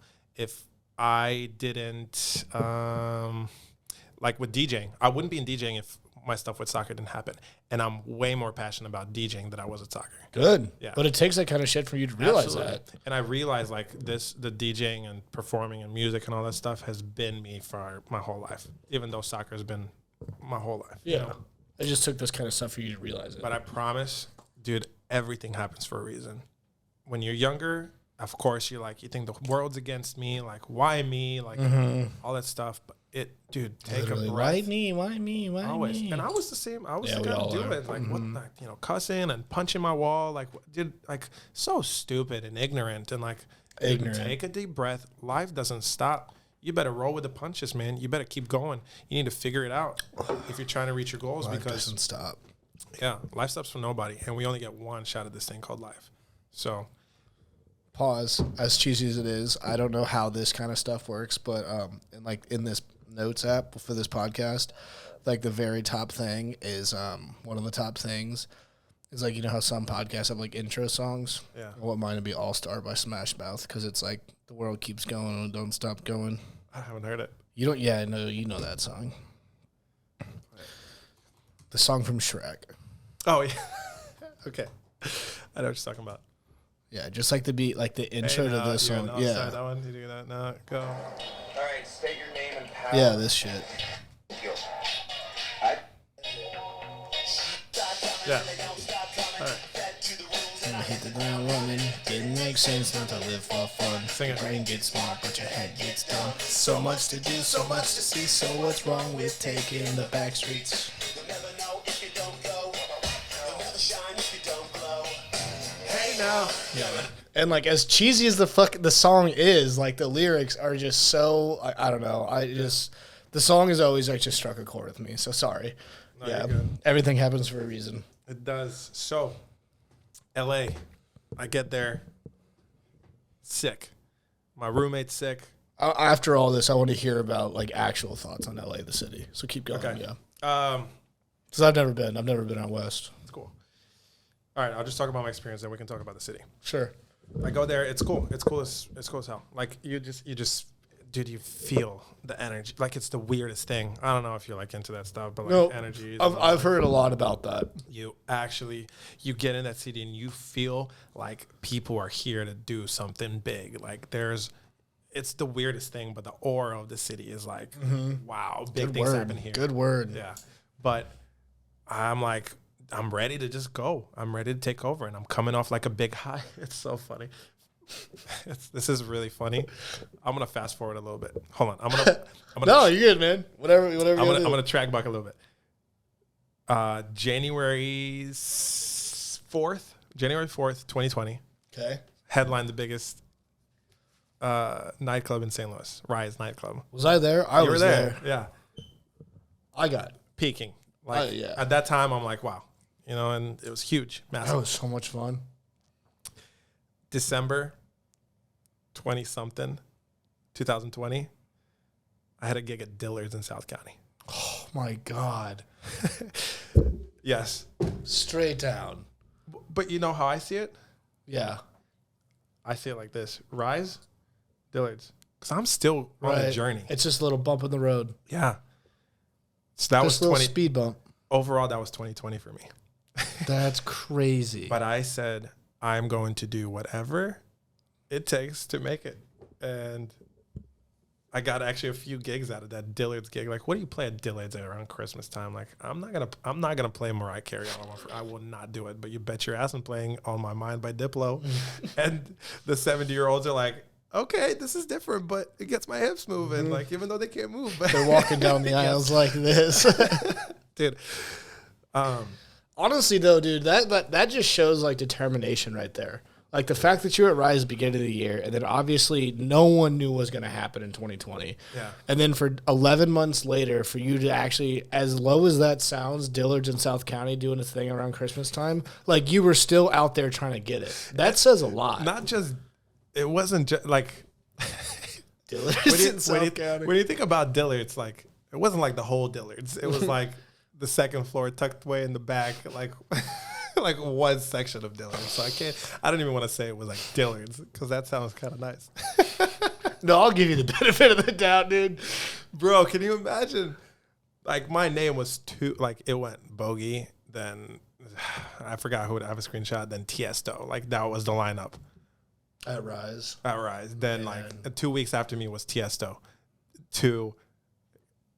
Yeah, go ahead by the pantyhose and like that's where you're gonna set up. Jesus. But I'm like, let's go, let's rock, let's kill it. Good on you.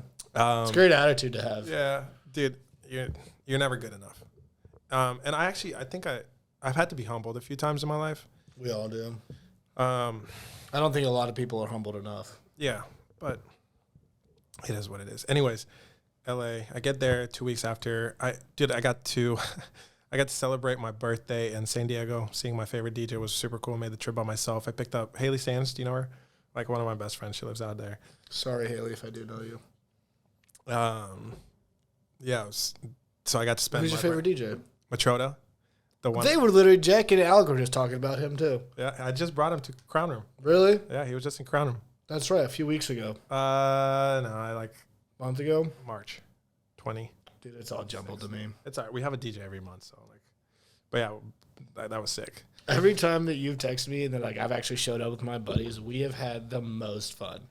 Dude, I remember the last time you were there with Joe Grimes. Yeah. The coolest thing was like you guys were like jamming out, and all of a sudden I was like, "Fuck it!" Like I'm throwing down. Like I don't care. Like Dude, I'm doing we me. got after it. When I saw like phones come out and like you guys were like, "Let's go!" It like, was so much cool, fucking. man. And it was just 4 of us. It was me, Grimes, Noah, and Dave. That's what it's about, man. That was awesome. Thanks for always inviting me, man. I really, obviously, man. I'm not always there, but you're good energy, you're good people. Like, thank you. You can check my phone to the people that I invite. Like, it's I always you can count them appreciate on the my invite. And I know you bring a squad too. So like, I try to. and you're good people, you know. So, COVID hits. My dumbass. I'm not gonna have any more of this one. I'm gonna sip into this one. Why? Okay. I'll get you another one. It's meant to be drink. I have a feeling I'm not gonna have a hangover from this. I have a feeling it's that kind of alcohol where it's clean like that. It's pure agave. Mm-hmm. I don't know if it's lowland agave or not, but I don't think there's any like added sugar. It's a little sweet, so there might be some, but that's reposado for it. Anyways. Yeah. Yeah, man. COVID hits. LA gets hit the hardest and first. You know, that was the city. I think in New York probably. First case was in NYC, and I think like literally the 5th case was in LA. Yeah, some shit like that. Yeah, so it was like one of the first cities to get hit and to get shut down. Biggest cities in the country. Yeah, and it's like on the coast, so a lot of people from Asia travel through LA to get to other places and stuff like that. So like, I get it. But it got hit hard, and it was like it was probably instantaneous, brother. When I tell you, you just talking about that energy. Oh my God, sucked out of the city. Really? God, that's so sad. Dude, I am legend. Really? Like no one in the streets, tumbleweeds kind of shit. Like, I know you haven't been there, but you know LA traffic. Yeah. Oh my God, I've heard I could get anywhere I want to at any time. Like in LA, if you wanted to go somewhere and do, like I lived in North Hollywood, if you had to go downtown to like renew your driver license, whatever, it was a whole day ordeal. Like you have to think about like. I heard it took like 2 hours to go like 20 miles. Dude, yeah, absolutely. It's terrible. For people like put that in perspective, people, that's like going from not even downtown. That's like going from Forest Park to Chesterfield. It takes you 2 hours every single day. And like their lanes, it's 6 lanes. Yeah. What is it? The 4? Yeah. That. I don't know. I forgot all of them. Fuck it. Yeah, keep going. Anyways, life sucked out of the city. I'm like, what am I going to do now? But my dumbass, I knew a few people there. So I'm like, let's throw a party. So like, My dumbass. Project COVID is what we call, because like, again, it was the first day that this thing started. We had no idea what the hell we're dealing with, you know? And how extreme it could be, whatever, like how long. We thought it was going to be 2 weeks and we were done. Real, like we've had the swine flu. We've had like all this, stuff that we've gone through. People were like, okay, at max, it's going to be 2 months. Right. We threw a Project COVID like in a sick mansion. And I don't think I can say some of the names that showed up, but it was like big names. Like, I believe you. Can you? I bet word gets. Yeah, I could snip it. I don't know how to beep stuff. Okay. Like. Yeah, you can text them to me. I just like it was sick. The people that show up. Like. I mean, I bet word gets around town ASAP there. Literally like COVID. I bet it gets around like COVID. Yeah. As fucked up as that is. So these two, for example. Fuck me. Like those are the types of people that showed up. That second one, that's big time. And he was with me, and I DJ'd that party. He was with me, like in the booth, and dude, jamming out to the stuff and I'm like, "You're into this stuff?" And he's like, "Hell yeah, man! I love house music." And I was like, "Let's freaking go, bro! That's sick!" So, dude, it was the coolest thing. It was like, okay, is LA gonna work out for me? You know, even though COVID's starting, whatever. No. So, no. Then, I just started doing these mixes every Friday. I would release a different mix based on a different artist. Chris Lake, Fisher, Matroda. And then I would start, like, my thing was like, I'm going to release a different thing every single Friday, because Friday, these people can listen to it at their pre-games, because there's like house parties now. They can put it on the TV, blah, blah, blah. That was my thought process of it. Spent a lot of time at home, Instacarting a lot. Like, I just needed to figure out a way to make money. Just something to pay the bills. I don't care. If I need to make money, I don't care what it is. I'm going to make money. Of course, I'm not going to do anything illegal. I'm not going to go and, be a prostitute, whatever it is, like do OnlyFans. But I will go and clean bathrooms. I will go and Instacart. I will do whatever the hell it takes for me to make it. Like, and that's what I did. And I was Instacarting, and I was making stupid money. Like, Instacart at that time. Oh my God! When I tell you, bro, like, my goal was $143 every single day. Why? Because that's $1,000 a week. I'm like, I wanted to make $1,000 a week. 143. I love you. You ever heard that song? Yeah. How about that? Yeah. So that was But that was my goal, and I made my goal. I would wake up at 6:30 because 7 o'clock was the first time you can start Instacarting. I would start. But people have probably had booms in the morning too. Yes. Dude, $70 Instacart to start your day off. I was done by 12 o'clock. And then the rest of the day I can go. I can work out a little bit. I can do this and that. I can network. I can work on my social media. I can pick Delaney's brain on stuff. Like, whatever it is, like, I can do. Oh, that's right. You lived with her. Or lived at her place or something like that? Yeah. No, we lived together, yeah. Mm-hmm. Yeah. So that was a few months of that. Then, like, I don't know if she would ever listen to this, but she's on this list of, like, people, like, eventually that I'd like to talk to. Hell yeah. I don't know her. I don't even know if I've ever shook her hand. She's amazing, man. Talk about making your city proud and hard work. She represents, too. Bro, in high school, she was saying, I want to travel the world and be a backup dancer to Madonna or whatever. Like, I don't remember the name. Delaney Glazer, for those of you that don't know who we're talking about. Look her up. She's a badass. Probably the best female dancer in the world. Like, just one of the most talented female dancers. I mean, she's JB's, like, main girl. And I, like, all of us were like, backup dancer. Like, what's the fun of that? Like, is there money in that? Is there fame in it? What is it? Crushing it. Yeah. So proud of it. Crushing it. So proud of it. Top of the world. We go to parties. And now I can say this, like, because when we would go to parties, if, like, freaking time has passed, you can say this. Yeah. Vitali or, like, I don't know, Jay Alvarez were at this party, like, people like that. And she walks in like, holy shit, Delaney's here? Like, that's how they looked at her over there in LA. Sick. Like, she's amazing. Well, that's just like the thing we were talking about earlier. Game respects game. Yeah, and, like, it doesn't matter what it is. Like, people know the talent at a certain level. Dude, my jeans look so tight because of how I'm sitting. I bet. So let them things hang. But yeah, man. So that was just spending a lot of time in my room, recording mixes, and just, like, trying to be creative. Because you had to be. You trying had to be be motivated, creative. Trying to lose a little weight, like I was doing freaking insanity. And I remember you FaceTiming Nino one time, and you're on the stair climber. You're like, yeah, I've already been on this for like 40 minutes. I'm like, oh yeah, dude, it was hours of stair climbing every single day. But then something really unfortunate happened when I was in LA. Like, it was a spill. Infatuation with my fucking waters. Maybe he's just thirsty. Maybe just water on the carpet. Keep going. Yeah. You good? Yeah, we're good. It's nothing I down never, like I told you, all my grandparents had passed away before I was born, and I never experienced a death in my life, like, of someone close. Like, I've had like friends' parents pass away, and, like, that even really, that's my biggest fear, is, like, losing someone close to me. Absolutely my biggest fear. I got a phone call that I lost a really close buddy of mine. Like, one of my, like, I shouted out Gray Brooks and Jordan, but yeah, Austin Heggie. Oh yeah, he was. I knew him. He was my brother. Sorry. Growing up. Rest in peace. One of the most genuine, amazing kids. Yeah, cheers to him, bro. Rest in peace, but amazing kid. Taught me so much. Absolutely, rest in peace. Got the call, and that fucked me up. I don't know how to deal with it because I was just about to say that's something you'll never know how to deal with. Yeah. So I came home. I wanted to be around Nina. I wanted to be around my family. I wanted to be around people that I love, and just like be there. Yeah. Thanks. I can't forget. Sorry. So yeah, I spent a little bit of time here, and then I'm gonna put it next to these stickers.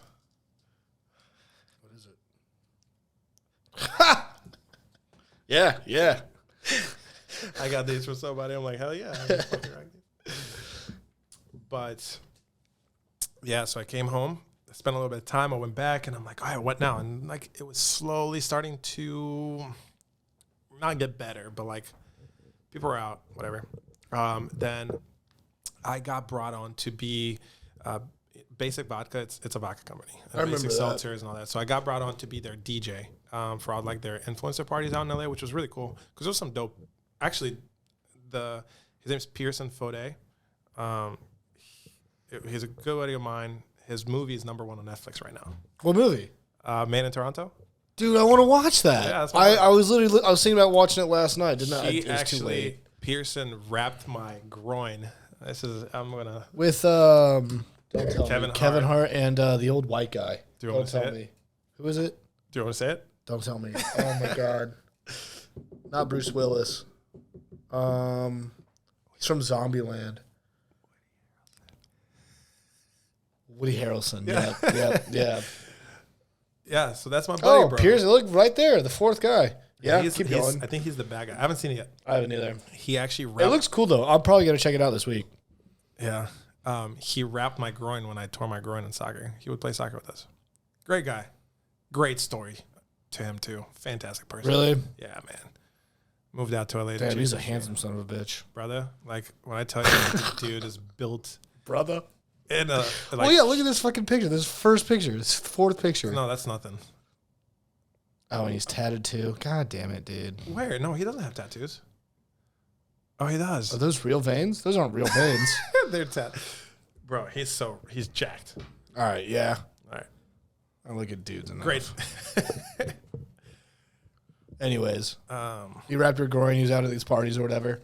No, I tore my groin. I was just like connecting that. Oh, sure. I tore my groin when we were playing soccer, and he wrapped it for me. No big deal. The dude that's in the #1 Netflix movie, he'd wrap my groin. Shout out. Super nice guy. But yeah, I was doing like their like influencer parties for Basic Vodka, and it was very COVID restricted. Like, dude, it got to a point where in LA, if you had more than 10 people in your house, they would turn off your water and your electricity. Oh my god. Yeah. Like, And they would probably come knocking on the door too. bro, I don't know, but like, so I mean, I heard crazy shit. Not even in California. I heard crazy shit from like Mizzou and like my buddies up in Chicago, of like what they were like. oh, Chicago was bad too. yeah, what they were doing. Yeah. So I can only imagine what it was out there. Crazy. So, excuse me. The parties weren't crazy, but it was sick. Like I did stuff with Autograph. It was like their big DJ group, and like with Pearson and Mark Donor and like Francesca, the girl that won. What's that called? It was like one of those dating things that they were on an island, whatever. Oh yeah, yeah, You know what I'm yeah, talking yeah. about? Like, it was people like that were going Love to those. Island or some shit. So it was cool to be around these people. Like I'm like, oh dope, I'll get to DJ for these people. Like it was nice. Yeah, Farrago. Yeah. That's crazy, dude. You probably had some wild experiences. Yeah, it was cool, but I was always behind the decks, like making sure that they had a good time, you know? So I was doing that for a little while, and then, yeah, I mean, it just wasn't getting better, and I'm like, I'm paying an absurd amount of money just to be living out here, and I'm like Instacarting, like to just, you know, make it by, like I'm burning through my savings. to Like, literally is get it- by. Yeah, is it worth it right now? When is the world going to open up, you know? Where were you? So here's LA. I was in North Hollywood. Burbank. You see it, Burbank up there. Right there, yeah. That was like, you see North Hollywood right there? Yep. I don't know. Let's see if we can see the street. I was on Tiara, Khalifa, no, Materas. No, it was one of the main. What's this one right here? Lancashire. Yeah, I was in Lancashire and Tahunga. Oh, there it is right there, bro. Lancashire and Tahunga. NoHo. I was in NoHo 14. Lakers, Edmonton, I guess right here. Dude, it was this big building. That? That's a Church of Scientology. Yes. Not that. It could be any of these. I don't know. Anyways, that's Whatever, where yeah. I was. I've never been out west. I really want to. I've been to Phoenix. I guess that counts. Yeah. Bro, it was sick though. It was really cool. It was neat. Like I got to like meeting those people. I got to do some cool stuff. Like, almost getting in a fight with I don't know if I should say this stuff. I mean, like people listen to this. Not that many people listen to this. I just don't know. Like one day, like yeah. I mean, yeah, you never know. You know, they're gonna have to do some serious digging and listening. Okay, no. I'm just like talking about experiences. Yeah. Keep going. Just drop it right here. I like love doing this shit. Let's see. I don't know, bro. Yeah, whatever. But anyways, what is this guy's name? Ray Shermerd, one of the guys. Sway Lee. Yeah, Sway Lee. Slim Jim. Dude, Sway Lee. Yeah, so I was in. It was cool. I'm just saying this about experiences of like what was going on in LA while I was there. It was pretty cool. It was neat to come from Bulgaria, and it's like be like in the. That's what I'm saying. I love connecting all these dots because this is such a wild journey, dude. It's been crazy, and there's so much left. You have no idea. You got no idea. Dude, we were in the hills, like at some party, and I was with one of these kids. I'm not gonna drop any more names, but yeah, he was in his freaking Lambo Urus, like right in front, and in the hills, like the way that it is, it's one-way streets. Like it's just people parked on the side, and only like one car can get through. Like, dude, I'm in my freaking Hyundai Elantra right behind him. I didn't know it was a bunch of one-ways. Well, it's in the hills. Like it was literally like you're going up, and it's like where the mansions are, or whatever. Blah, blah. In your Elantra, dude. I'm here, Elantra, baby. Dude. And this dude's in his Urus, just like talking to a bunch of girls in front, and just me and my buddy were in the car, and we're trying to go. It's been like 15 minutes, and he was like, "Bro, let's go! Like, move!" Mm-hmm. And of course, Sway, he didn't appreciate that, and he came. He's like, "I'm a, blah blah blah, this and that," and I was just like, "Yo, Sway, come on, man. Who cares about this? Let's just go. We're trying to get out." It's like, "Your boy about to get." And I'm like, bro, like it's all good. And his security guard came and like, when I tell you, like I'm 6'1", like I was like this. Like, yes sir. And with Sway, like you're like this, like he's a short guy, but dude, whatever. But it was just like interesting to experience that stuff, and like nothing came out of it. It was just a bunch of like barking, and they ended up leaving. So I got to do stuff like that, man. Like went to like a chain smokers party, like at their house. Like it was super cool and super nice guys. Like no security at the front. They're like anyone's welcome. Like that's their whole motto. Is like anyone's welcome, and we're not kicking anyone. And they're just banking on good faith. Yeah, man, good people, bro. Wow. So it was really neat. Like I know that I think you were gonna ask me about like what LA was like and all that stuff and how people were. Mm-hmm. I'll talk about that a little bit because before I got there, the number one thing that I hear is like good luck. Good luck meeting genuine people. Like everyone's just like a clout chaser, and like they just care about if you got. Because that's all you hear is that everyone just goes out there to be the next big thing in Hollywood. And it really is. Like, why else are you gonna move out? Like, yes, the weather's freaking fantastic. But that's just the thing. Like, it's just that 10x times of the opportunity. Yeah, 10x chance of the opportunity. Yeah, it's crazy. On any given Tuesday, random Tuesday in the year, like your life can change forever, bro. And the stories that I've heard there from some people, like, dude, I had a buddy who he moved out there, lived in his car. He got in trouble because he was sleeping in his car, had to do community service. And at that community service, he met somebody who sold like really expensive paintings that were like $200,000 paintings. And the guy was like, yo, like if Al's Monopoly type shit. Yeah, it's like crazy stuff. He was like, yo, connect me with some people. I'll give you some commission for this stuff. And he's like, okay, dude sold like 2-3 paintings. There's $100,000 right there that he just made. And he was like, met some other Life people, changed like just like that. Started working in a hotel. And then now the dude is literally, he was building a $60 million house right across of Dan Bazarian's house. Jesus. And the dude was living in his car 10 years ago in LA with no money.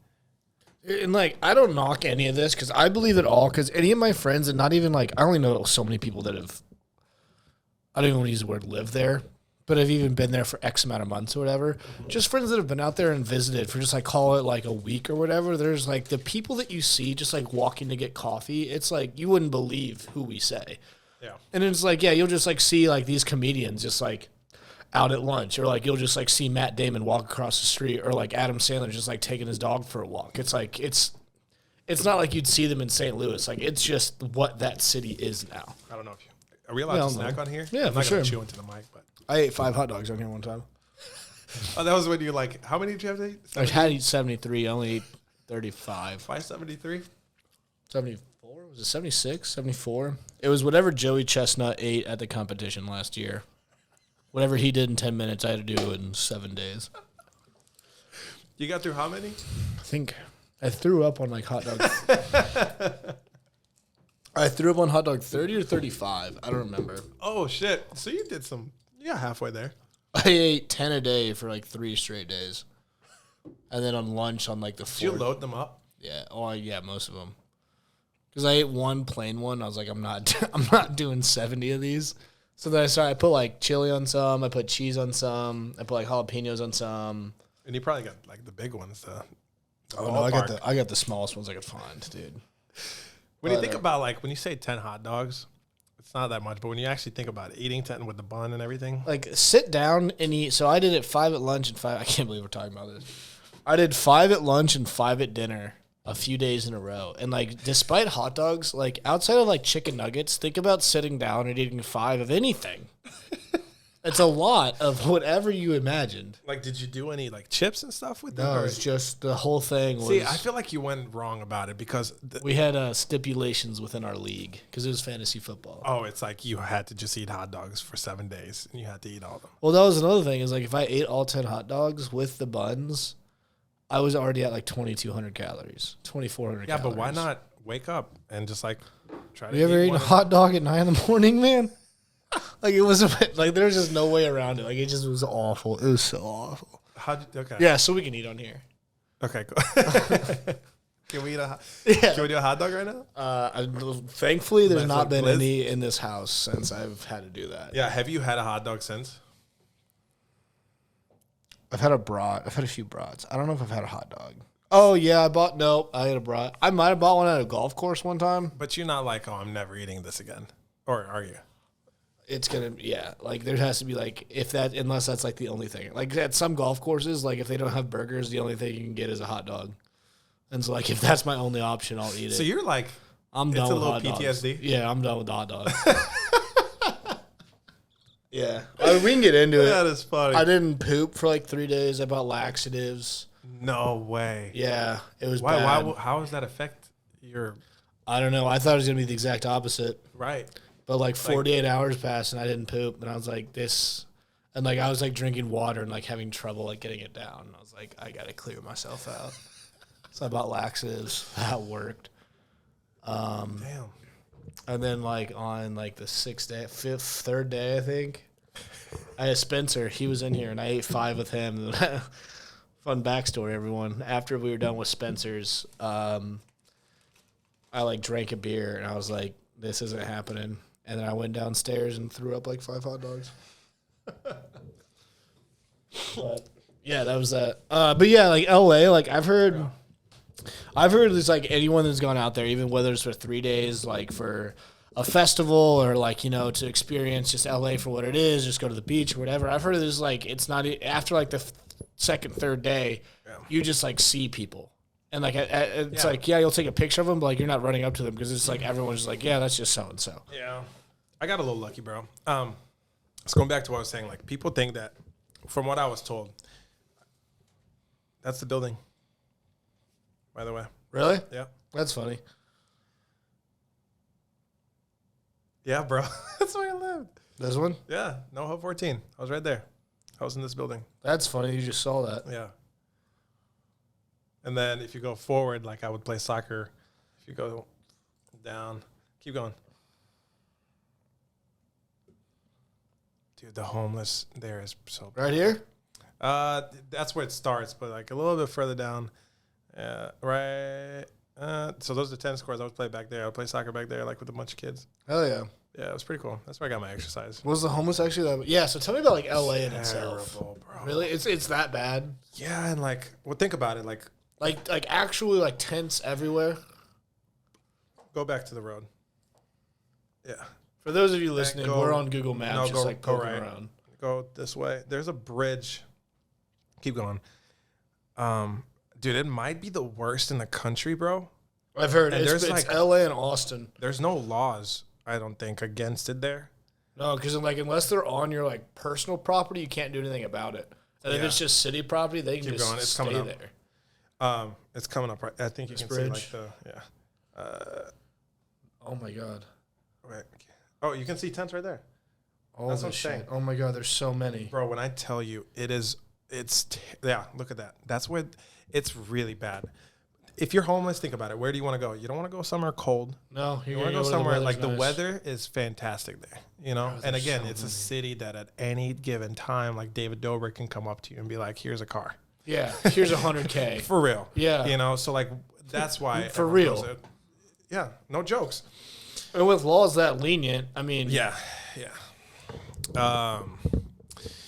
So I got lucky because my we kind of went on a tangent. my roommate is already established in LA. Mm-hmm. So like when I went different parties and stuff, like when someone like that introduces me at her caliber, it's like, okay, I'll meet you. Mm-hmm. Like, what's your name? I'll shake your hand. I'll talk to you. Yeah. So, yeah, that definitely helped out. Everyone I met was super genuine. I didn't have a bad experience with anyone acting stuck up. There's a couple. That's good. You know, a couple That's of great to parties. hear.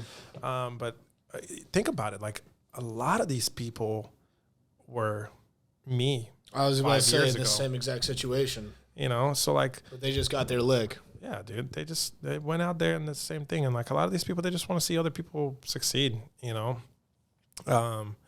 So it wasn't like everyone was a dick or everyone was stuck up. People that I met, like Pearson, why would someone like him want to just come and play soccer with me in a random park? I'm like, hey, bro, we're playing. You want to come? He's like, hell yeah, I'll be there. Like, people are dope, you know? A lot of people, like, you're rarely going to meet someone who's like, yeah, I'm from LA, born and raised here. You're not going to meet a lot of people that people are going to say, yeah, I'm from here. Dude, you know who, surprisingly, the most genuine person and respectful that I met was Jake Paul. Jake Paul, really? No shit. It was when like the ocean was like glowing and stuff, so like everyone was going to like Malibu to swim and like you know, take pictures. He was the only person like that I met out there. Came up, was like, "Hi, I'm Jake Paul. Nice to meet you." Not dap me up, Shook your like, hand. stuff. He's like, "Hi, I'm Jake. Nice to meet you." Like, introduced himself. Not expecting me to know who he was.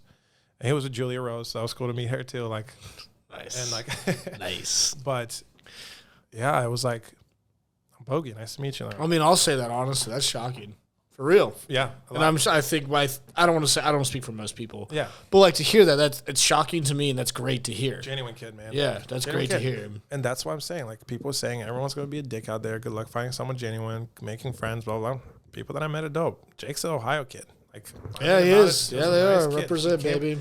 Oh, yeah. Yeah. He's a big Browns fan. Like you They know? both It's like, are. dude, we spent like, you know, a whole night in Malibu night swimming and like had genuine conversations about the Midwest and about hard work and about, you know, just cool shit. Like, genuine freaking kid. Off the camera, on the camera, he's running his business. Yeah, I was about to say like hate all you want, and like I'll hate all I want. Yeah. People like I don't fuck with like his like how he does things, but like say what you want. The dude knows exactly what he's doing. Absolutely. And look at where he is versus where I'm Yeah. at. And Not to compare, but you know what I'm saying. but a lot of the things is like, what are you willing to sacrifice as Right. far as your morals, your values, Sure. like your image, you know, and like, you know, it's are you. But can also you- he fought Floyd Mayweather. No, Logan did. Yeah. Who'd he fight? Which Jake fought Tyron Woodley, Ben Woodley. Askren, Nate Robinson. Askren was the one in Gulf Shores, right? He was the Yes. Mizzou kid, right? Yeah. No. Yes. And then By he the way, wants to fight McGregor, doesn't he? Yeah. He wants to. I don't know if that'll happen. And I'm honest. I'm willing to say Logan Paul is like our generation's it. I'd like to see how this box, because like literally, I can't speak for the sport. I don't know shit about the sport, but it seems like he's bringing boxing back. Yeah, people can talk shit, and I was a little bit honestly of how do I say it? I thought it was a bit disrespectful to the sport of boxing that he was fighting Floyd Mayweather. You know, Logan had never, Logan to do that. yeah, Logan had never won a fight. You know, he fought twice against another YouTuber. Mm-hmm. You know, and then like Floyd Mayweather is arguably the best ever. You know, he's one of my favorite athletes. Like, 50-0. Timon Dedicated. Muhammad. Huh? Timon Muhammad. Yeah. He dedicated his life to the sport. Like, why does this YouTuber who's never even proven himself that he can win a fight, why does he deserve to fight the greatest ever? Sure. There's so many young kids who are busting their ass, sacrificing their whole life, like, why do they not get the opportunity? Well, look where Logan's at, it sells. It sells. And then when I started thinking about it more, it's like, give him the opportunity, because I have like, obviously everyone's made a lot of mistakes, and Logan made that big mistake with like Japan. I don't know. Yeah, the force thing. Yeah. So like, but I have the utmost respect for that dude. First, to bounce back from that, like, it's crazy. Second, he is training, and he was actually able to last. Because I think he was an all-state or national level wrestler. He was a wrestler. Yeah. And he was good. Yeah. And I mean, just look at the guy. He looks like an athlete. Mm-hmm. Like, you're not just going to, like, walk down the street and not think that guy couldn't beat your ass. But, like, to last 8 rounds, the greatest ever, and get hits on them, you're doing something for the sport. For sure. You're showing these young kids anything's possible. Work your ass off, believe in yourself, like all the stuff that we've been talking about, and the core values. And so... Say what you want about the content, like... People that have even remotely tried YouTube or like TikTok or any content level at all, like the work it takes. And for what those two have done in 5 years, 6 years, they're on a rocket ship. And there's like people like, oh my God, they're driving Lambos at 24. It's like, yeah, they're blowing most national media companies out of the water with what they're doing. Yeah. And it's unfathomable. People have never seen this kind of stuff before. That's why I'm saying, like, I think the dude is absolutely brilliant, bro. Like, Oh my God, yeah, no. First, like, marketing geniuses. Like, they're like... You can say whatever you want about them. I don't know if they're the ones behind the marketing, but their marketing is, like, on the level of, like Drake's shit. I'm sure they got good teams behind them, for sure. Everyone does. Yeah, for sure. No for sure. There's no I in team, but there is a me. But they... For real. But they've done it from the get-go. Them two have been doing it respectively from the get-go on their own. Think about this. They went through a little thing. And, dude... Ohio boys. I love that. Yeah. One of our friends, I don't want to call him out for, like, being obsessed with their vlogs, but I was like, what the fuck are you doing watching? Dude, we were on vacation in Nashville for 4th of July. Dude, like, the sickest... Oh, they're from Cleveland. Yeah. I don't know it's Cleveland. Bro... I'm like, dude, why are you in the Airbnb watching Jake Paul vlogs? Yeah. Like, get the fuck out of here, man. He's like, dude, his new shit just came out. And I'm like, okay, bro, That's whatever. what I was familiar with. Yeah. They made a new vlog every single day. Can you imagine That's what creating I'm saying, content dude. every single... That is impressive, bro. Like, people have no idea what, like, the level of every day. Make a post every day on Instagram. That's grabbing someone's attention. With like not a picture or like make make a post. Yeah, just do that every day, dude. It's that, but something that gets you 20 million subscribers, that gets you 5-6 million views a day. Like, do that. It's tough, bro. I can't. Okay, imagining it. It's a lot of fucking work. Dude, it's a lot of work. So I respect them for that. I will not knock them. Like, I will never knock that kind of shit. Yeah. You might not agree with the person, but you gotta respect the work. No doubt. I give respect. It's the same thing with Tom Brady. Like, you can hate the guy all you want. You're not gonna argue he's not the GOAT. Yeah. Like, dude. Real quick about Tom Brady. Yeah. Did you see why he's coming back? No. Like, did you see what are you talking about? He was in whenever you call me your picture, still you wearing that shirt. Oh, really? The orange one, yeah. He went to see Ronaldo play in England. Oh, I saw a video of them talking to each other. Oh yeah, and he was like, "You gonna retire?" Yeah, he's like, "So what are you done?" And it was right after Ronaldo they won 3-2, and Ronaldo scored all 3. Wow. At the age of 37, playing in the best league. And he asked Tom Brady, the greatest in NFL, is like, "So you done? Are you still playing?" And the next day, the dude's like, "I'm coming back." That's what I'm saying. The influence of Ronaldo, bro. It's stupid. I think I don't want to say that was like the main reason, but that had to have been a big reason why Tom Brady came back. I mean, it's got to play some sort of factor into it for sure. I don't know. We can go sports in a little bit. Finish about LA. Yeah. I started doing this whole basic thing. We've been all over the place. I love it. Yeah, Bro. keep going. Anyways, I'm just trying to make the best out of LA as I can, you know, doing all these influencer parties, like meeting people, meet and greets, like whatever it is, you know.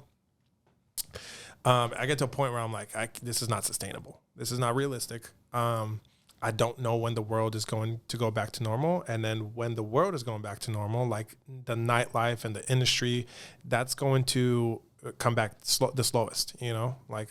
So yeah, you're talking about travel, mass gatherings of people drinking and being all over each other, dancing, drinking, getting fucked up. Like the government's probably going to be like, no, don't do that. That's probably going to be the last thing, you know? Right. So I'm like, man, I need to figure something out, you know, but I'm happy. I'm uncomfortable again. So like, how do I get out of this situation? And I'm like, oh, what can I do? A lot of people were making more money than they were on unemployment. Oh my God, it was insane. It makes zero sense to me still to this day. So I'm like, these people need to spend their money somehow. Like, how do I do it? I got an opportunity, talked to a few people, throw parties. I'm like, well, I'm not going to do it in LA. They have all these crazy stuff. I'll do it in St. Louis. And the first one was this warehouse party. Yeah, I was just about to bring that up. I went to that. You went to that, yeah. Yeah. And that was that picture of me fucking butt-ass naked on my living room couch afterwards. Bridge showed it to you before. I had so much fun, dude. Bro, when you and I wish we would have gone out more. Oh my God, because every time that you and I have been out, it's a good fucking dude. Gulf Shores, like we got sloshed. Yeah, like whammed. when we went Rise sloshed. Like it's fun, man. But anytime at Crown Room, I get whammed. Same thing with that warehouse party, dude. Yeah. I woke up on the couch the next morning without clothes on. I was like,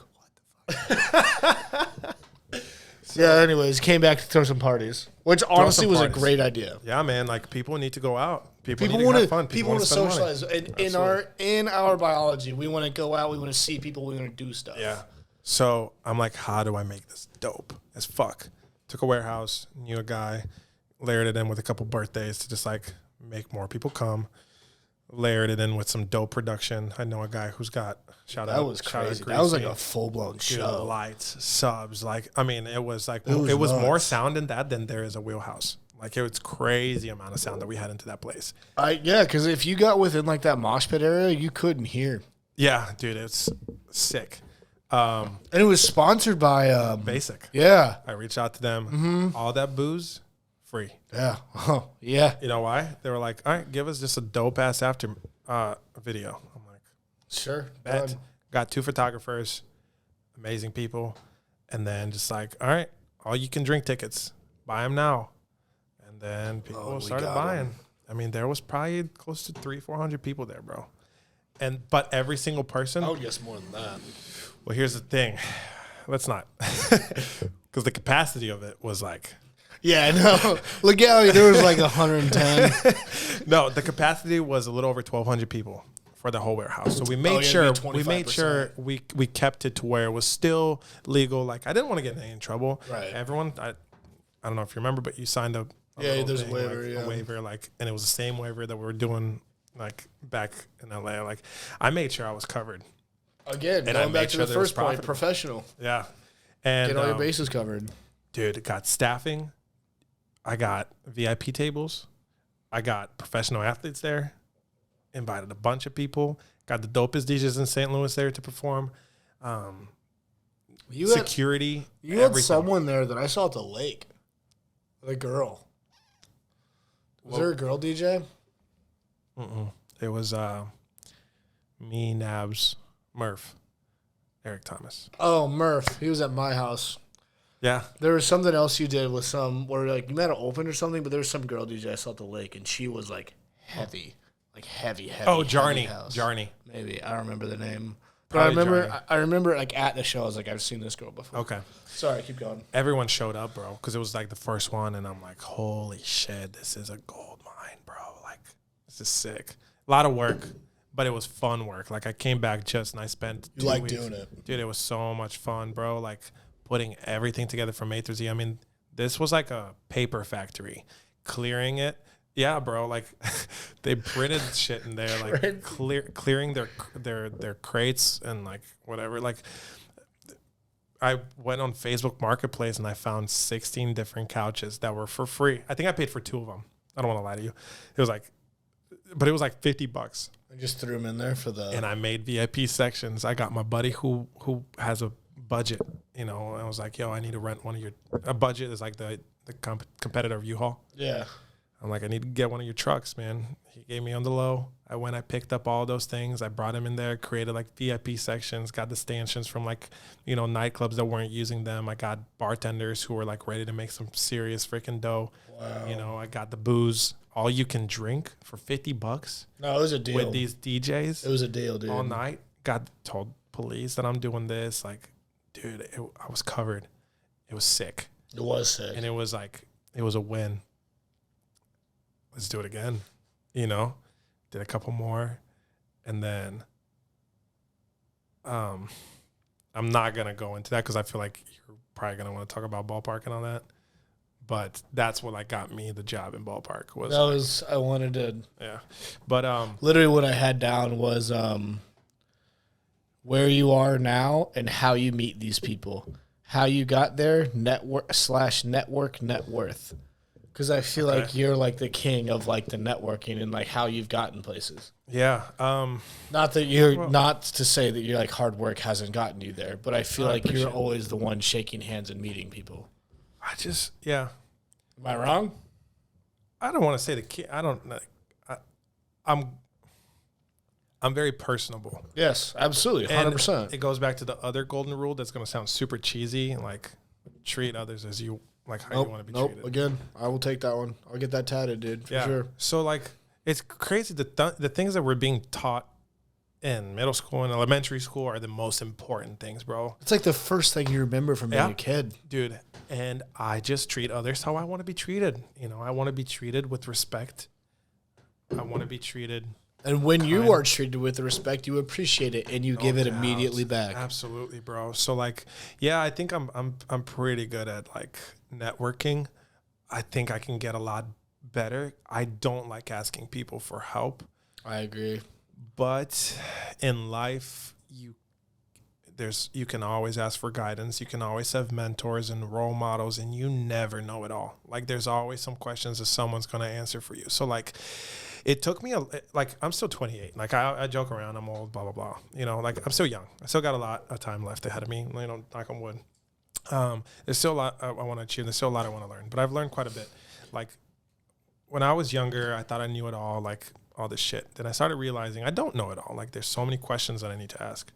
I started like dude, we're like going like this, but anyways, on New Year's, are you big into like New Year's resolutions and stuff like that? I have goals. I have goals written down.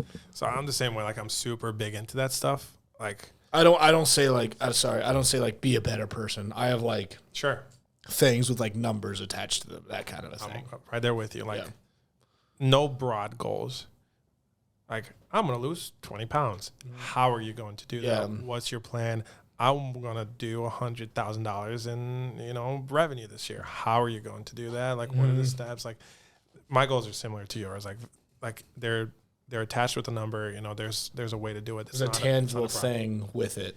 Yes, but on top of it, I don't know if I can have it on here. I want to show you, but like I have my wallet in here. I could show you, man. I have my wallet in here. I have like. Are you a big notes app guy? Yeah. Bro, huge. So my notes app is disgusting. 2022. Yep. Love yourself. That's like the title of my goal. So I would make a title of my goals. And this year was love yourself. I just wanted to just appreciate myself more and like give myself like a little bit more of like a pat on the back and like, hey man, you're give yourself more credit. Right. Yeah, definitely give yourself more credit, you know? So I'm proud of you, man. I think you've done a lot. Thanks, man. I appreciate it. There's still so much to do, though. But I think a lot of us just forget, like we expect so much from each other, and we forget how much we actually do, you know. And we're a little too hard on ourselves. So like just love yourself a little more this year. Like that was the title of my goals, and all I really like that. Yeah. And then the year that I was in LA, my title of the goals was patience and vulnerability. Like I wanted to work on my patience and vulnerability because like I want it. You're I expecting want it it and I in want there. it now. I want to be the biggest DJ in the world and I want it now. It's like, hold up, kid. That shit ain't going to happen. Put the work in. Put the work in. Enjoy the Dillards. Yeah, for dude. real. And then like it might come. Enjoy the Dillards. For real though. Yeah. And then enjoy. Maybe then you get moved up to Macy's. You never know. You never know, man. Yeah. Maybe you catch that Saks Fifth on a Saturday. You never know what's gonna happen. Prime time, 1 p.m. But so patience and vulnerability. I like vulnerability. Oh my goodness. Like, I feel like too many people aren't vulnerable enough.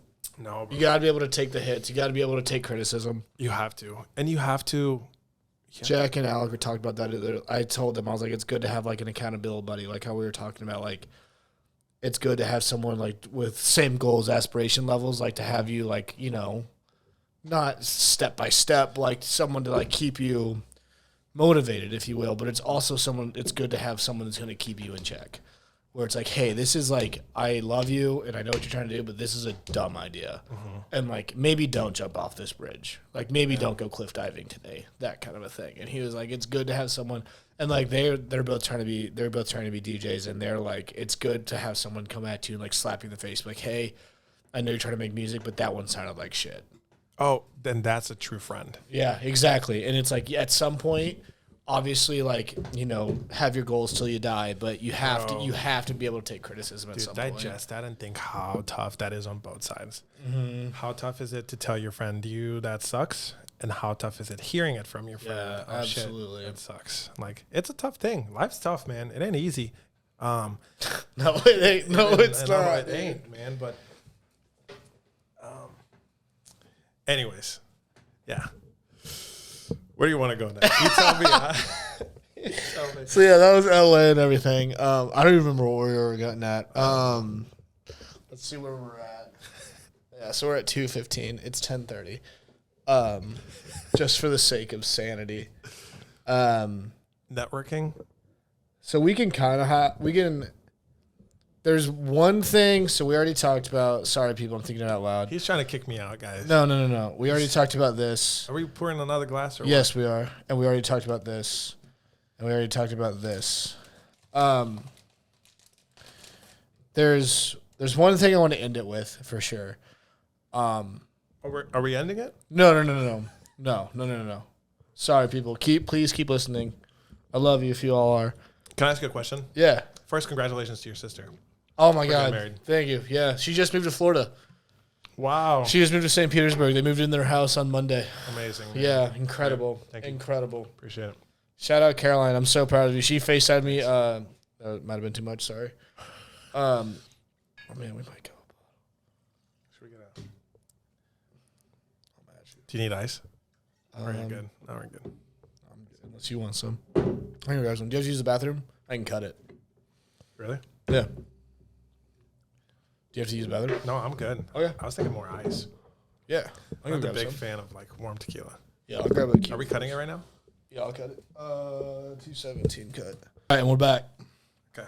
Yeah, that gas station, it's ridiculous. Dude, The amount of like I've seen like Terrible setup. Amazon trucks. I've seen Amazon trucks like just go the completely wrong way.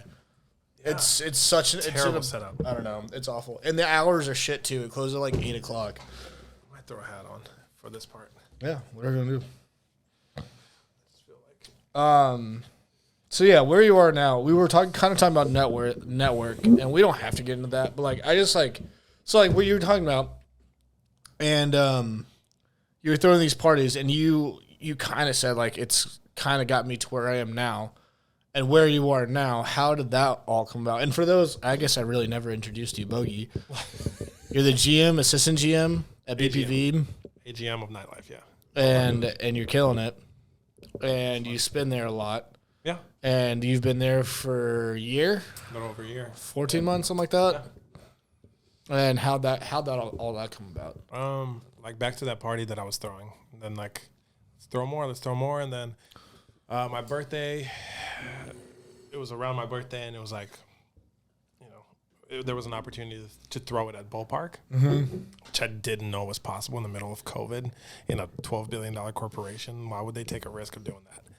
And we went and checked out the space, Crown Room, which I've been there a billion times. It's like, how do we do this legally without getting them in any trouble? And we figured out a way. And what's the head company? ECI. ECI? Yeah, Entertainment Consulting Institution. Right? Did I get that right? I don't know, but there's I'm asking because International. Entertainment Consulting International. I'm asking because for those of you that don't know, BPV is not the only BPV. BPV is specific because we have Ballpark and it's Ballpark Village, but there are similar venues. Power and Light. Yeah, No, Power there's- and Light. so- What would you call that venue? Entertainment districts. Yeah, district. And there's like probably like what 8 or 9 of them across the country. 13 right now. 13. Yeah, Louisville, Texas, KC, St. Louis. Northeast. Yeah, I mean they're everywhere, and they're continuing to grow. It's an unbelievable company. ACI. It's father and 3 sons, multi-billionaires, bro. Like the dad was a real estate tycoon, and then they just started. I've heard Power and Light's freaking awesome. I've never huge. been. It's sick. Oh yeah, so there you go, based out of Maryland. Princeton, yeah, Baltimore. And the main one, like the big one, is Atlanta, right? No, actually, that one's like the smallest. Really? Yeah, dude. Atlanta there's Ballpark. Oh no, that's not Ballpark. Sorry, that look just like Ballpark though. Philadelphia, Philly. Louisville. Sorry, keep going. Yeah. So. Oh, it's up to 20. Yeah, but that's they don't have. Yeah, they have like sports and socials that are like one-offs in certain places and stuff like that. So those aren't really entertainment districts that you see like Ballpark. But a brilliant company. They affiliate themselves with professional sports teams the way that Ballpark's affiliated with the Cardinals. They're part owners. Genius. It's fucking fantastic. brainer. I mean, it legit prints money. It's an amazing company. It's so much fun. It is, bro. It's fun. It consumes your whole fucking life. I bet. There's no other option. I'm not gonna bash on the company because it's an amazing company, and I'm grateful for the opportunity. Yeah, no doubt. It gives opportunities to those people. Like one of the coolest things. I don't know if I can. I mean, I guess I can share this. It's not like bad, but they have this it's called the 51-49 rule, and it's 49% is of what the company can teach you, the morals, the values, the work ethic, like, how to be a good manager and blah, blah, blah, and this and that. Like everything the company can teach you, that's the 49% of the job. The 51% of it is who you are as a person. What's your DNA? What's your personality? And they value that more than what the company can teach you, which I respect the shit out of that. Absolutely. I take that. Because that's like the whole ownership program and how companies work. If they have 49 or 51% control ownership. Yeah. And that's like you having control ownership of yourself. Yep, right. I dig that. And they give the opportunity.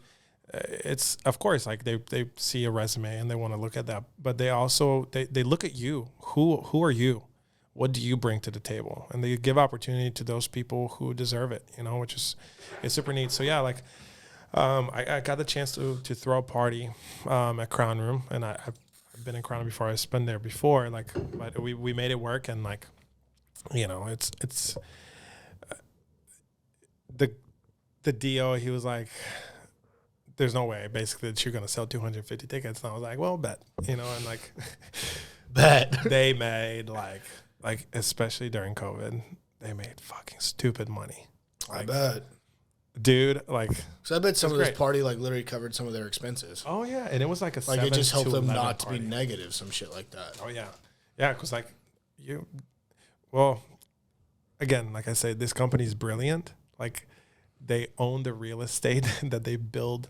Oh, fucking it on. So they pay rent to themselves. It's brilliant, man. So it's just cash in hand. Yeah. They build casinos. They did the Hard Rock Hotel. That's theirs. They Live by Lowe's Hotel. That's shit. I don't want to say us. I'm not there anymore. But the One Cardinal Way, that's ECI. The apartment building, the luxurious apartment building. And you're talking about this all over the nation. You're talking about millions hundreds of millions of dollars It's- worth of real estate. Yeah, this company is worth $12 billion. Fuck me. It's amazing, but it's Good for them. Well earned, yeah, no doubt. Capitalism, baby. Capitalism, baby. That's what everyone strives for. America.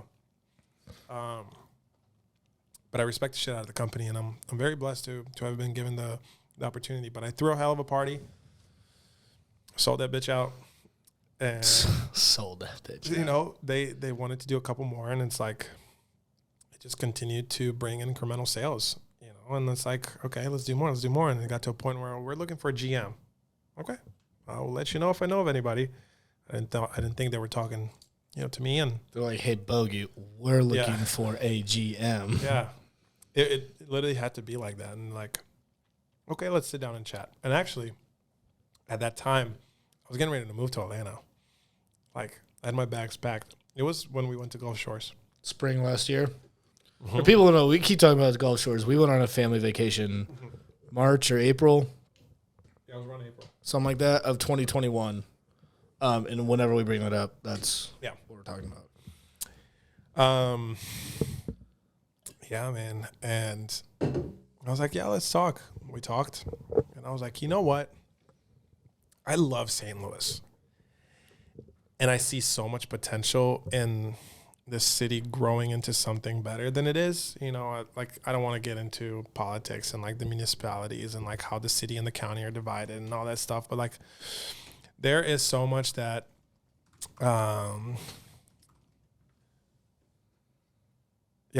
Okay. Yeah. There is so much about, like with the city, I think there's so much potential in St. Louis. You know? I agree. You know, and it's just untouched yet, untapped. And, you know, with the soccer team coming in town and all that stuff, like, I'm like, I want to be a part of this. I want to change the way that nightlife is done in St. Louis, you know, and I got brought on as assistant general manager of Ballpark Village, overseeing Crown Room, PBR, and Shark Bar. So a multi-venue AGM that's never happened in this company before at my age. I was extremely blessed and extremely nervous. Like, Killed it. it's been fun. It's been a lot of fun. A lot of hard work. Yeah, and like, back to being an extremist. Yeah. I am getting this, and like, this is it. And it affected, unfortunately, you know, my relationships with people, because like, I think I was just unconsciously like neglecting, you know, time from others. Like Time management.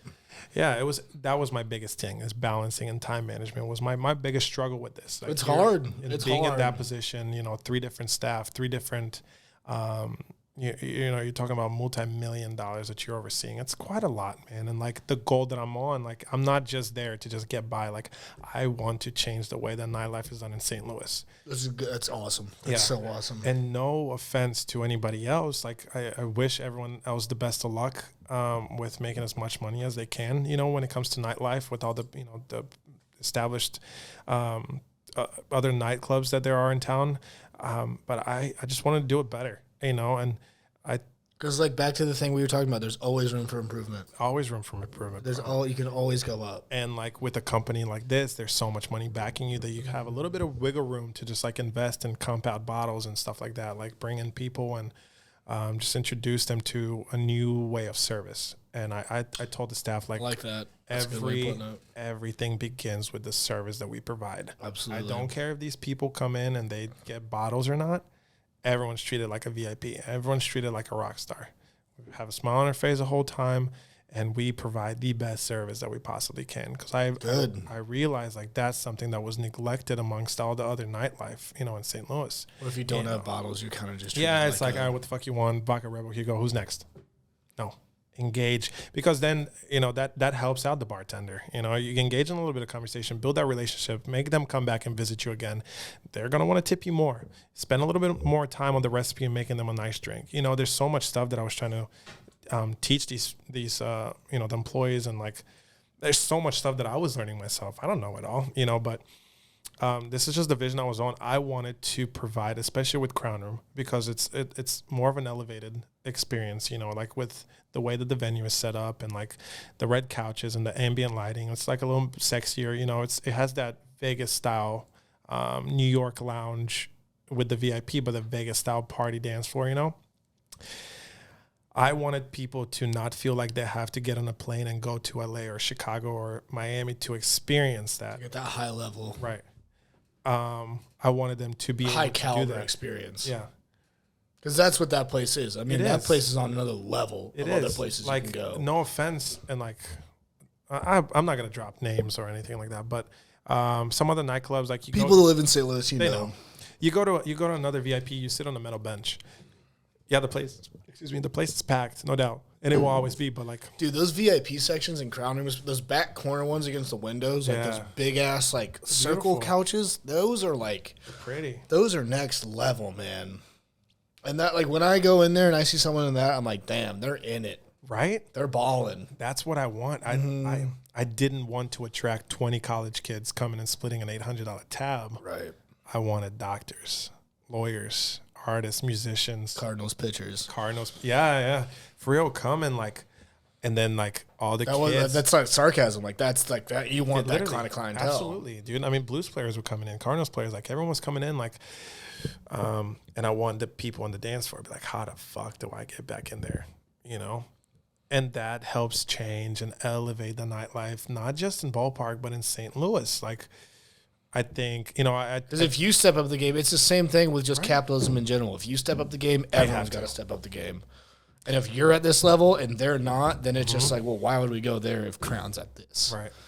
So, dude, we've had some nights where it's just like stupid, like, this is what we are doing, like it's sick. And we had some nights where it's like, holy shit, where is everyone at? You know, no really in between. And it wasn't a struggle to keep all the staff motivated in Crown Room, because I interviewed over like 250 people just for Crown Room to be staffed, and I was like extremely picky of who. Bartender, security, barbacks. Security is independent. Girls, whatever. Like we independently contract security. Yeah. But yes, bartenders, barbacks, hosts, bottle girls, everyone from A through Z, I hired. So I was super selective of who to bring on. Good. And like I was like looking out, and like for anybody else who's in this, like I hope you guys get something out of this. If you're looking for other people like to bring on board, like what I was looking for is, or like, if you're trying to get into it, this is what you gotta look for. Yeah. I was looking for people who shared like similar like values and work ethic as me. And like I took it that far to where I'm like, all right, I just hired them. I'm interviewing them. How are they going to mesh with this person I just hired? Because it's not like you might be a strong bartender. This bartender, he's good, but he brings a shit ton of people in. And she's a good bottle girl. She has a lot of experience, but she's a little lazy. Like, how are these people going to mesh in together? Like Crown Room was closed for a year and a half, and we had to reopen it. It was kind of like a brand new reopening. You know, you had to rebuild the brand. It's a lot of freaking work. Especially in a nightclub that, like, it's not like PBR or Crown or PBR or Shark, because PBR, you don't have to do anything with that place. Like, there's no other cowboy bar that you can go and listen to country music and ride a bull and like see girls and assless chaps. Like, where else are you going to do that? Nowhere. Do that coordinated ass dance around the entire bar. It's brilliant, bro. Like, it's an amazing business that model. Place, I'll say it, dude. That place blows me away. No matter what. And it's a lot of fun. Doesn't matter what day it is. The amount of people that are in there for that the amount of cowboy hats you see in there, the amount of people in line to ride that bull. Yeah. On any day of the week, well, obviously not any day of the week. The days of the week that it's open is crazy. It's unbelievable, and it's brilliant, man. It is really brilliant. Like, think about the way that the business module is made up. Is like people going there to drink. When you're drinking, that means you're spending money, you know. And when you're doing a business, you're in the business to make money and solve a problem. These people that go into PBR, they like beer. They like to sit around and chat, want the country music, Want the country music. They want to sit down and just watch. You know, they get some bottles, they get some kegs. They sit down, they watch the bull and people riding and all that stuff, and they hang out. You go to Crown Room, you get like, I don't know if I can. Well, you go to Crown Room, you go see a DJ that we bring in. You're not necessarily drinking the whole night. You might be doing some other shit. You know, so you're like, you know what I'm saying? Like, read between the lines. Yeah. So like, you're not really coming to spend money in the establishment. Yeah, we might get you ticket revenue, But like, are you dropping $100 on cocktails throughout the what you're night? saying. No. But when you go to PBR, you are dropping money to drink because that's what the type of people that it's attracting. You know, and that's why it prints money in that place. It's a brilliant business module. That's one thing I've really loved and like I guess like subconsciously appreciated about BPV is that you walk out. You basically walk completely out of almost a quote building to go to the next building. Right. Yeah. And once you leave that atmosphere, you have a little like call it a 10-second break, even if it's between BPV and or not BPV, PBR and Crown Room. Like you have that 20-second break where like you reset and they're like, all right, now we're going into this bar. Yeah. And like sure, it's in the same building, but like you're going from one place to another place, and it's like, all right, we're switching gears here. Totally different. Like just from the music aspect of it all, you're going from, you know, Shark Bar is like throwback music, and then PBR is like country music, and then Crown Room is an open format, but it's like more EDM driven, you know, it's like mashups and remix and stuff like that. And it's cool because like, do you think about how much money these people save on Ubers just to go bar hopping? Like, and like it keeps you safe. Like you want to go bar hop, you can bar hop between, you can go to Sports and Social and be on the plaza and play bags. You can come in and go to PBR. And you can go to the main floor, watch the Birds game, watch the Blues game, sit in a booth, It's get some amazing, food, whatever you bro. want to do. Brilliant. What's the brew house? Go ahead, get some dinner, whatever you want to do. Dude, it's great. It's fantastic. And I think people in our age sleep on Ballpark Village a little bit. I love like it's always like when I'm going to BPV, it's like all right, I'm about to have a day. Like because when I go to BPV, it's like I'm not going to go to BPV for an hour. Yeah. You know? Yeah. Like I'm going to eat there, I'm going to have a few drinks there, I'm going to check out one place, I'm going to check out another place, and then I'll probably go home. Yeah. I'm not going to go to BPV for an hour. Yeah. Because that's it's like an experience. It's like, all right, if we're going to BPV, we're doing the whole thing. Yep. And like that's why like half of 12 bars is at BPV. Dude. We were the check-in spot. 21 or 22,000 people checked in through Ballpark. Yeah, I waited in the line to get everyone's hoodies. Oh, yeah, at Sports? Mm. But dude, I love Sports and Social. But like it's just like the environment and like it's not like you're going how do you compare it? It's not like you're going to Wheelhouse and you're just going to Wheelhouse. Yeah. It's like you can go to one massive, no offense to Wheelhouse. Yeah. Like if you want, you can go to BBV, and if you want the Wheelhouse type of experience, you can have it. If you want the country bar, you can have it. Yeah. If you want the Shark Bar and you just want to like get down with your homies, you can have it. Yeah. If you want to go sit in a booth and just drink draft beer, you can have it. It doesn't matter. Everything. I'm a big fan of BBV. I like that. Me too. And the roof is retractable. Yeah, bro. Dude, the place is gas. The place is gas. I got to open it up once, and I got a T-shirt that says "I opened the roof." Fuck yeah! Fuck yeah! It's neat, man. It's super neat. But anyways, I was super selective with the staff to make sure that they mesh together with each other. So like when those slowly nights, like dude, I'm huge on pre-shift and post-shift. Like before the shift starts, everyone's together. I talk about what's going on, what we need to focus on, blah, blah, blah, this and that. Post shift, what went well, what didn't went well, what's going on tomorrow. Like, I'm huge on that. Good. And I like that. Like, it was, dude, it was such a blessing to have the staff that was at Crown. And yeah, I was still a part of like Shark and PBR, but those two places kind of run themselves. You know, my main focus was Crown because like I was saying, like PBR there's no one else to compete with it. Shark Bar, I would say it doesn't really have another place to compete with it because it's like retro throwback, like early 2000s and 2010s songs that like you're not really going to hear many other places. Like, but even like the decorations, I'd go as far as like that minuscule, like that. You don't get that kind of vibe anywhere else.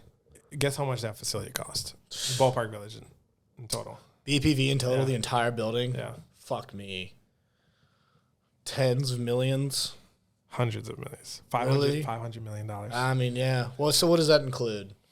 Dude, so like all the Ballpark and the second floor PBR Shark. Does that include Sports and Social? Yeah. Does that include the hotel? No, just Ballpark. Does that include where Salt and Smoke is? Mm-mm. Wow. $500 million. Fuck me. Yeah, and I mean you can see it in our beer prices. Yeah. All right. But I mean that's like, again, when you go there, like that's what I'm saying. Like you go there to have a day. I'm not going to BPV just to have a lunch. If I'm going to BPV, it's either like at night and I'm there for hours. Yeah. or I'm going there at noon. I'm watching the Cardinals game, and I'm there for, again, hours. 10 feet away from the stadium. It's wicked. It's so wicked. I love it. Yeah, but it was a great experience, man. Good. It was cool. So you want to talk about what's next? Let's do it. All right. Floor is yours. I'm moving to Atlanta. When? This Sunday. Hell yeah. My last day. So right now it is Tuesday, June 28th, and you are moving to Atlanta, Georgia on Sunday, July 3rd. Yeah. My last day at work was this Saturday, the 26th, which was like a crazy mix of emotions, very extreme on both sides. Bittersweet. Very sad because of like the opportunity and how like I have a lot of stuff that I feel like I didn't get to finish at ballpark and achieve, so that I'm a little bummed out about it. Just means you'll have to come back to it. Yeah, I joke around with them. I'm like, again, dude, the story's unwritten. It is. And also like I care for Cheers, the staff. man. I'm happy for you. Thank you, man. Cheers, Atlanta. Thank you so much. I'm really bummed out about, no joke, leaving the staff. And just because this whole thing was way more than just a job, it became like these people became my family. You can't pick your family. Well, I kind of got the chance to pick my family. Like, who did I hire on? Hired on a lot of good people, a lot of hardworking people, a lot of people that share the same values and morals as me, as far as like families first, as far as like hard work, just being a good person, treating others like you want to be treated. I hired a bunch of people who believe in the same mission that I was on, changing nightlife in St. Louis. I keep going back to it. I really like that 51-49 thing. Dude, it's fantastic. Because I feel like that probably really applied in the hiring process. So that was probably the sole reason I took the job. Really? I like that. Bro, I mean, if I were to hear that in an interview, I'd be like, damn, respect. I didn't, for those of you who don't know, and I'm not afraid to say it, I don't have a college degree. You know, I went to college for a year and a half. Again, why I wanted to have you on here. You've done all this shit and you never did college. And like, I'm not ashamed of that. You shouldn't be. No offense to anybody who goes, like, props to those people who go, like, it wasn't for me. You know, everyone has their own path. No doubt. You want to be a doctor, you want to be a lawyer, or like whatever. You got to go study. You want to be in business. You want to be in, make sure you shake the right hands. Make sure you work your fucking ass off. Make sure you're a good person. But you don't need to go to these college classes that don't really tell you shit about the real world. Like, you need experience and you need connections. I could go in 2 hours about this one. Yeah. We can talk about that like some other time. But like, episode 2, come on out. I'm a hard believer in that. And like, dude, I've had like a really tough time with that, like with my family, like with other people, like about not having a college education and like about and almost being like denied because you don't have that. Yeah. It's like, well, you don't know what I've been through and what I've done. Like, I know what I can offer. Yeah. Like, know your worth. An ACT score does not tell you how smart you are. Mm-hmm. You know, you might not be able to test in the smartest people I know had the poorest test scores. Right? Yeah. The people that I would die for tomorrow and hire on the higher number 1 and higher number 2 had the worst ACT scores. Right. Like, that should never, ever be a consideration. And there's people who have high scores that are extremely smart. I also believe there's 2 different smarts. There's book smart and there's street smart. Absolutely. So like, but I had a $12 billion company hiring me on that trusts me of running 3 of their establishments. That's never been done before by one person.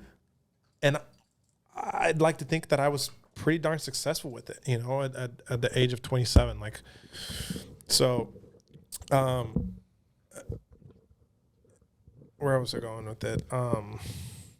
I don't have a college education, and like the 51-49 rule, give an opportunity to those who deserve it. Like, 49% is like resume is a part of it, whatever. But the 51%, who you are you a good person? To those, are you hardworking? I love that, dude. Like, there's some people that have had some bad cards dealt in their life, and it's not their fault.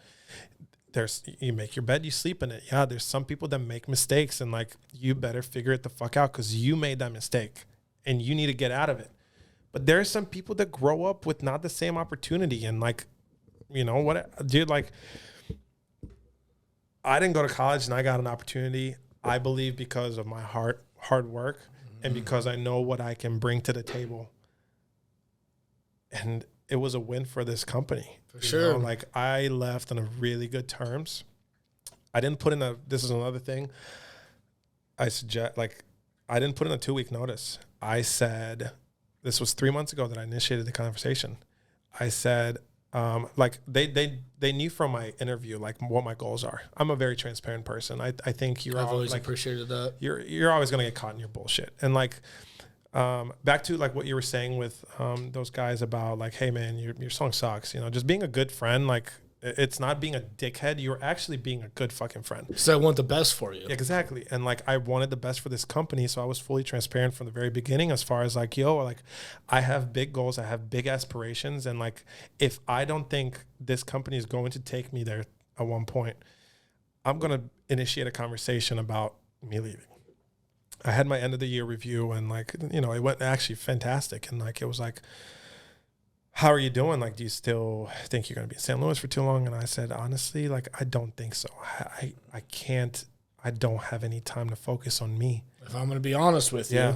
I'm honest. You know, it's like, I don't want to lead you guys on. Money's good, you know, benefits, all that's fantastic. I get to be, you know, AGM of a multi-million-dollar, like having that on my resume. It's huge. I don't care if I have $2 in my bank account, as long as I'm chasing my dreams and I know I have the potential to do it. I don't care. I will drink to that, brother. Yeah. Proud of you. That takes some kahunas, man.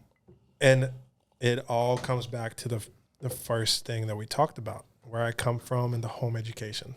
I love how we're tying this together. I grew up with nothing. My parents never gave up. And they moved here for me, and I'm not going to give up. I'm not going to give up on my dreams, because this is the country that you can make it possible with whatever you want to do. It doesn't matter who you are. And look at what you've done. Yeah, dude, I'm a kid from Bulgaria whose parents migrated here when I was 12, not knowing the language, and we had $20 in my bank account. Like, this country, you can do it. Just, you have to believe in yourself. You have to work hard. You have to have a good team around you. But you have to be a good person. I believe that you get luckier with the harder that you work, you know. But I initiated this conversation 3 months ago. I didn't put in a 2-week notice. I said, I need to get out of here. I want to be a young father. Once you start having kids and mortgages, I can't take this risk. I can't move to a bigger city to chase my dreams. You know, I have a girlfriend who I'm like, I want to marry. Fly away, my little birdie. Yeah. I will support any of my friends that want to move to another city. Thanks, brother. I have tweeted that, and I will live by that. Yeah. I will support anyone to the ends of the earth. It's like, I got to get out of here, and I got to go try this. No offense. Because exactly what you just said. This is the time to do it. This is the time. And no offense to anyone to stay in their own city. Not at all. Like, dude, all. There's different personalities, and everyone has their own goals and stuff like that. But like, my goals don't mash up with the city. Like, I think a lot of people and like what you've been saying, you want to bring it back to the city.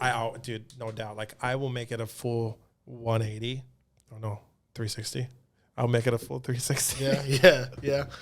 I'll make it a full 360. I'll bring it back to St. Louis. Like I told Ballpark, I'm gonna make it big enough for the right reasons. I'm going to come and I'm going to sell out a 3,000 person show at the Sports and Social Plaza, and I don't want to take a penny from you guys. And I want to do it for St. Louis. I told him that. That'd be awesome. I'm not like. I'll be there front row. You know me, dude. No, you'll be backstage. Yeah, there we go. Yeah, man. But I told him, you know, I want to initiate this conversation about me leaving. I want to make this transition as easy as possible. I have these ideas. I think this person can take over. Like, no one's taken over my position, but like, I think this person can help. Like, let's begin the initiation out of respect for the company and what you guys have done for me. I'm good doing on you. And they're like, wow. And it was, you know, I didn't tell anybody. And I'm like, you guys let me know when you're okay with me leaving.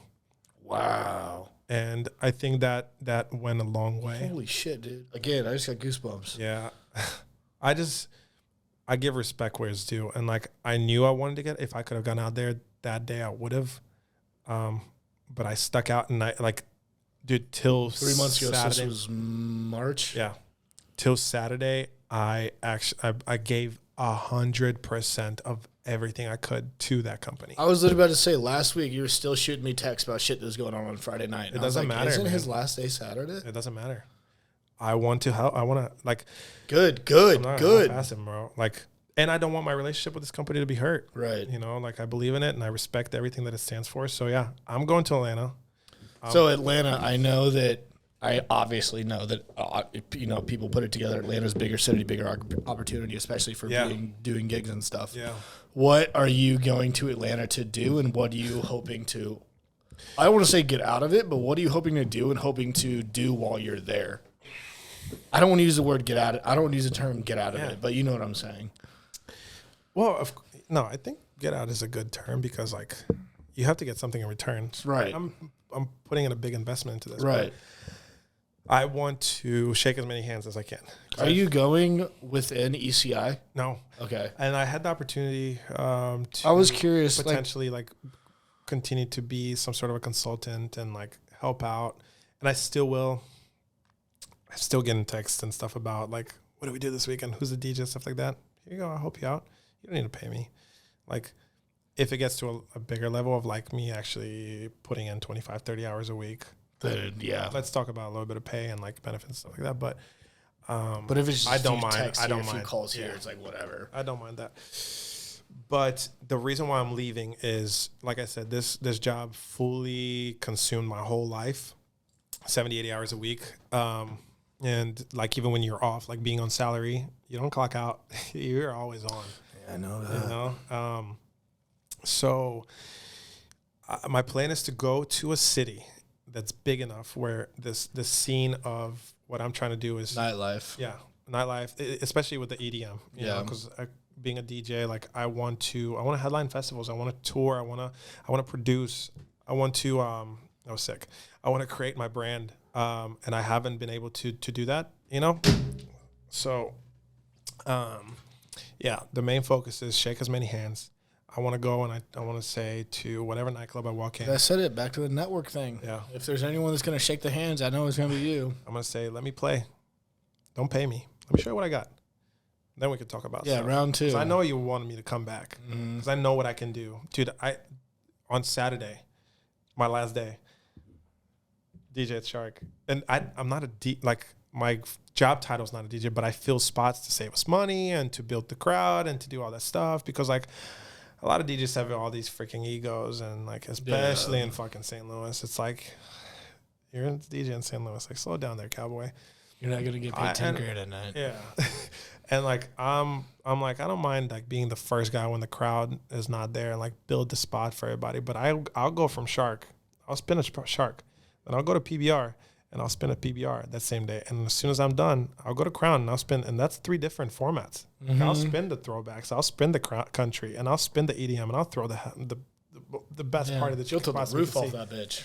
So you have. I've been there. I know. Thanks, man. I know what I can do. So I know that I'm going to go. Good. And I'm gonna try to. I want to produce as much as possible. Meeting all these big DJs that come in. I always ask them like, how'd you like your experience with us? What can we do better? And I'm an aspiring DJ myself, producer, who I want to get on your level, and I will. But what's my next step?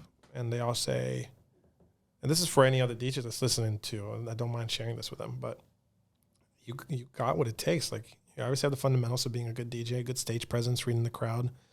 Focus on building your brand and produce. Get me some songs, I'll sign them.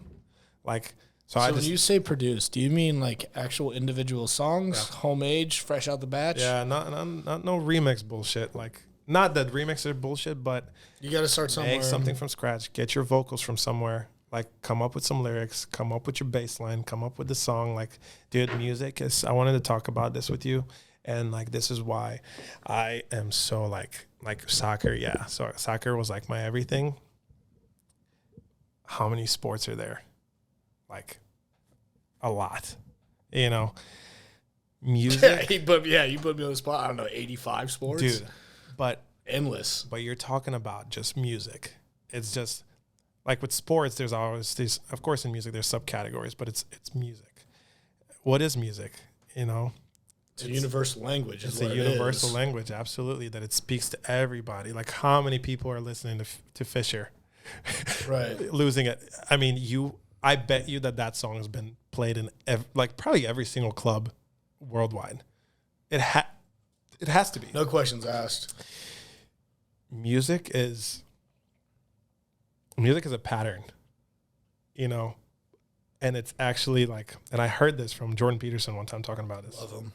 He was talking about like music is a pattern, and then it's actually a bunch of patterns that are layered onto each other that harmonize and they make sense. You know what I'm saying? Like when you build your bass line, you bring the drums in and your high kicks, and then you bring your vocals and all this. You're layering all these different patterns, and then they make sense together when they mesh together, and they make you move and dance, and they make you feel good, and then they probably make another, like, a girl that you like. I know you're dating somebody. No, but I know what you're saying. They make some people dance together. That's what I love. The world is the music world has is no language. Yes, and the world is patterns too. So it's so analogical when you talk about music and the world, when it's both patterns. So like it is so powerful bringing people together, like being up on the stage, bro, and like,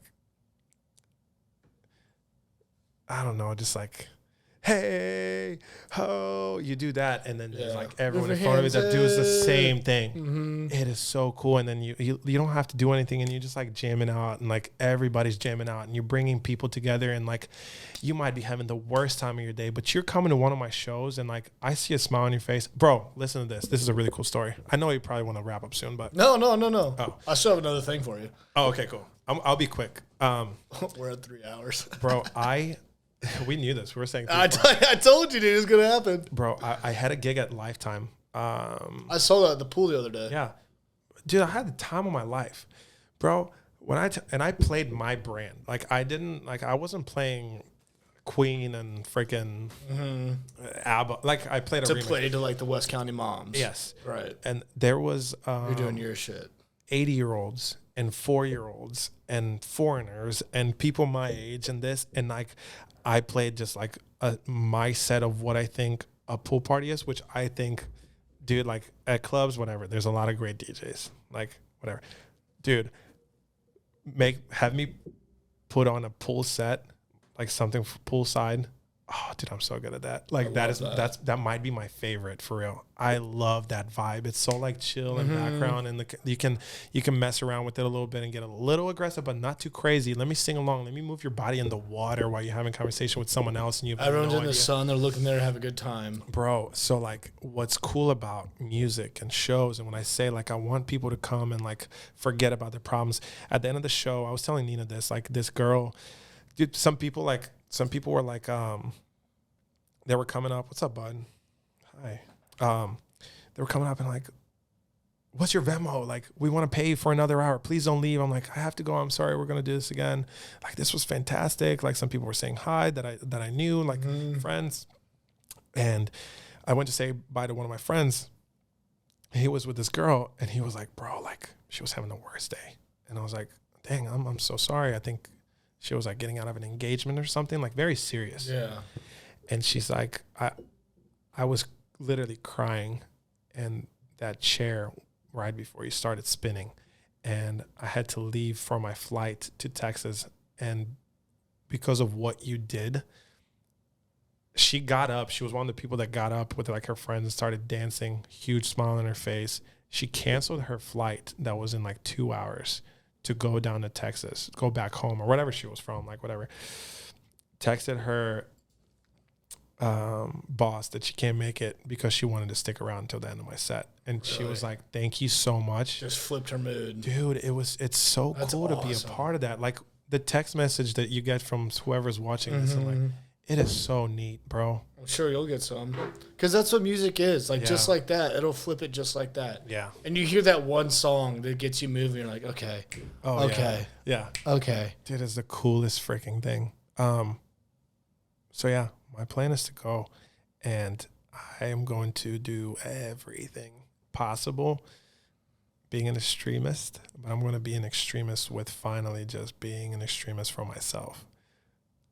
Not to make someone else money, not to make someone else big and whatever. Say, like, I'm going to go to the extremes to make my dreams come true, finally. You know, because I did it with soccer, but, like, I never, like, LA, you know, I didn't get to do it because of COVID. And, like, with work, like, I wasn't really able to do it because of, like, I had to focus on more operational stuff, you know, and I wasn't able to be creative and shit like that. Like, I had to make sure that we were staffed properly and, like, had the right sponsors and, like, you know, whatever. Now like, you're doing it for you on your time. Yep. And it's been a crazy last 48 hours as far as the transition, because, like, I'm not waking up to 100 emails of, like, what needs to get done.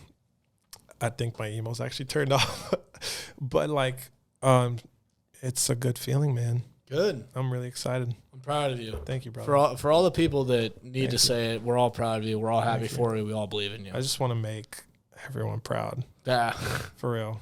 I want to come back and be like the closest homies, you know, like you and Britt, of course, and, like, you know, everybody just like, hey. Corbett, Eric, all of them. Fuck those guys. Hey, Joe, eat balls, man. Okay. No, like. Joe, we'll get drinks soon. I saw you the other night. You know me, baby. We got a private jet. We're going to EDC. I want that so bad. There we go. I want to make y'all proud. I want to go. I want to experience life. I want to do it. I'm in, baby. Yeah.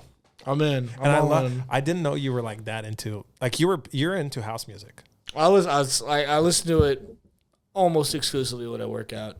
And honestly, it's not on my 11:11. Love you, brother. Thanks for coming in. Love you too, bro.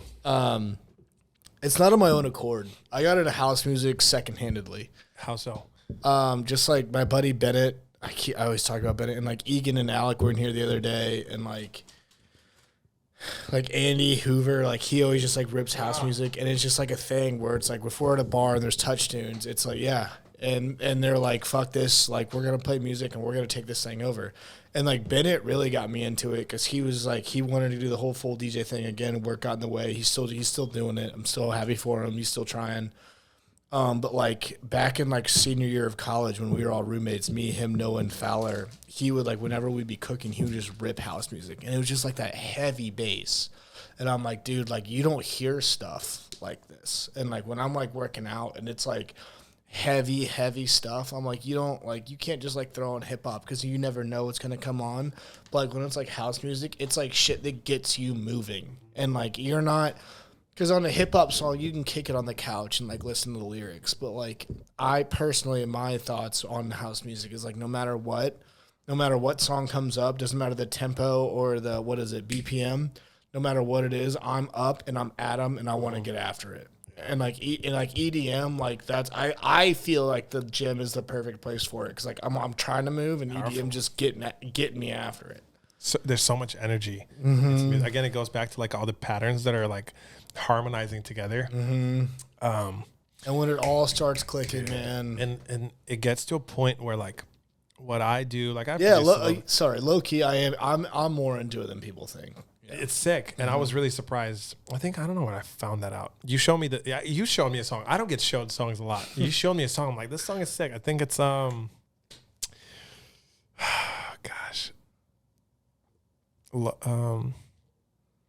dude, I know the song.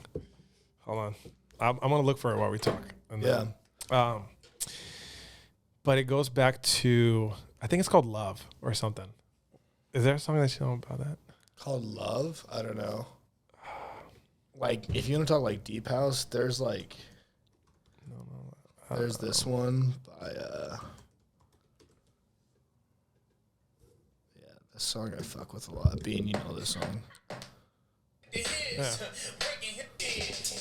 Yeah, and then it gets in. Yeah, and, like, when I'm, like, doing, like, and I get after it with this song. It's called Mind Tricks by Nostalgics, if anyone's curious. And there's another one called, I don't know. We were talking about one the other day called Tits on a Tricycle. That song's fucking great. What? You ever heard that one? No. Dude, you're gonna love this. Dude, remember when we're, like, going back to Gulf Shores? That's when you showed me this. Love Control. No, something Control. What was it? Lose Control. That's what it is. Oh, by CTRL, right? Yeah. Not that. No. CTRL, no?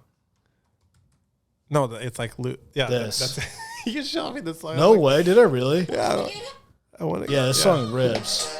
Well, the second drop's actually sick. Yeah. No, dude, I fuck with it all. Here we go.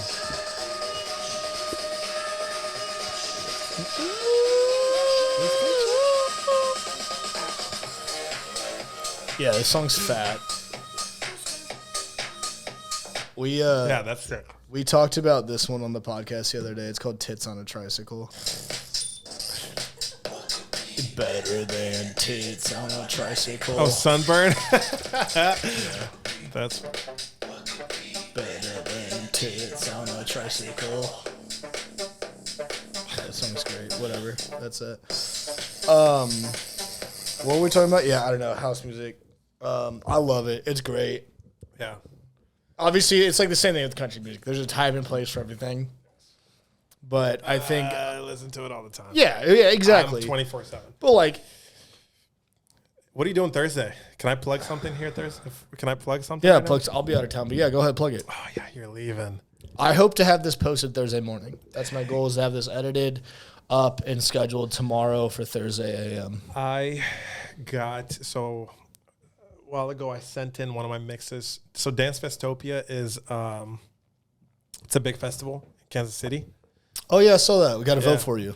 Yeah. Well, but we have to, it's like, they go on a nationwide tour, and like the people that are throwing this festival, and then they pick like a few artists from each like city or whatever, and then they like compete against each other, and then at the end of the night, like people vote. Wow, that's a who had wild the best. concept. Yeah, and like if I win, I get to play at Dance Festopia. Whoa. So I need to pack the fucking place. All right. And Is it here on Thursday? Thursday night. Yeah, there it is, Dance Festopia. It's big. Are you playing here in Kansas City? I play here at Bobart. So like I said, they go to all these different cities to pick like the local artists to like kind of go against each other. And then they pick one person. But dude, like freaking Dead Mouse Holy and shit, Seven this is Lions. big as hell. Yeah, man. It could be something big. There it is, the Yellow Brick Tour. That's what it is. So that's what I got picked to be a part of. And God damn, man. Good for you. you can go like June right 30th. Here. No, June 30th. Hot Java Bar. It's, well, that changed. It's actually going to be at a Boat Bar. Boat Bar? Boat Bar. Broadway Boat Bar. The Broadway Boat Bar? Yes, sir.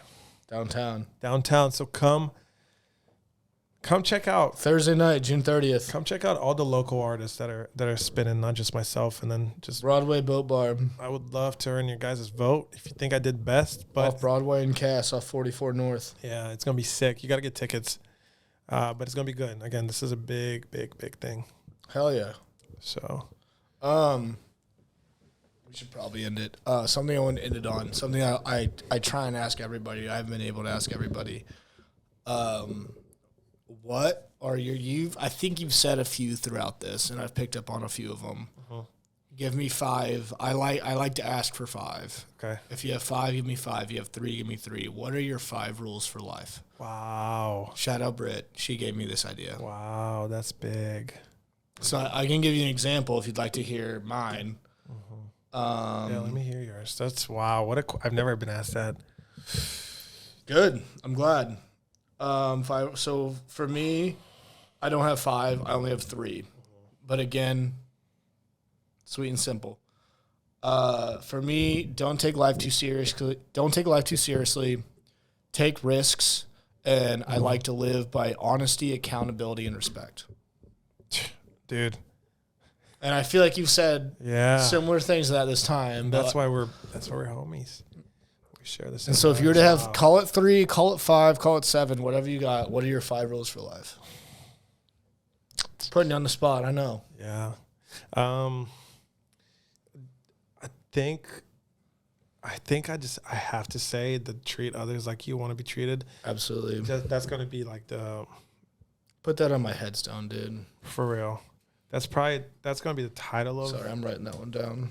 That's going to be the first one because, dude, we've talked about this so much on this podcast of how we're on this earth to help others, and like even with networking, like how to treat others, like why would somebody who I don't respect want to help me out? Absolutely. Or treat right. So like, but also I don't want to be an asshole. I want to get along with as many people as I can and be inclusive. So like definitely the golden rule is going to be my number one. Treat others like you want to be treated. That is the golden rule. Because I am, like respect is huge for me. Very big. And like being disrespected. It's earned as well. It is, yeah. Yeah. But like being disrespected in front of people that I care for, like God, that's how you lose it ASAP. Yeah. So that's something I'm working on. Okay, that's gonna be my number one. This is like my personal how I live my life, right? Yeah. Second one is going to be like I like to live my day-to-day life. Yeah. Like don't take life too seriously. Like if I like pop a tire, I'm like, that sucks. Whatever. Yeah. I like that. And like take risks. It's like, okay, well, like yeah. If I don't do it today, is it ever going to happen? So that's going to be one of my 5 for sure, because I actually don't take risks. Yeah, I don't like a schedule. I don't like knowing what's next. Like and all the paths that I've always taken, like being a pro soccer player and trying to be one of the biggest teachers in the world. It's not you go to school, you get your degree, and you go down this road, and this is how you get. You have no idea how to get there. So like I love taking risk and not knowing what's going on. So that's going to be one of the 5.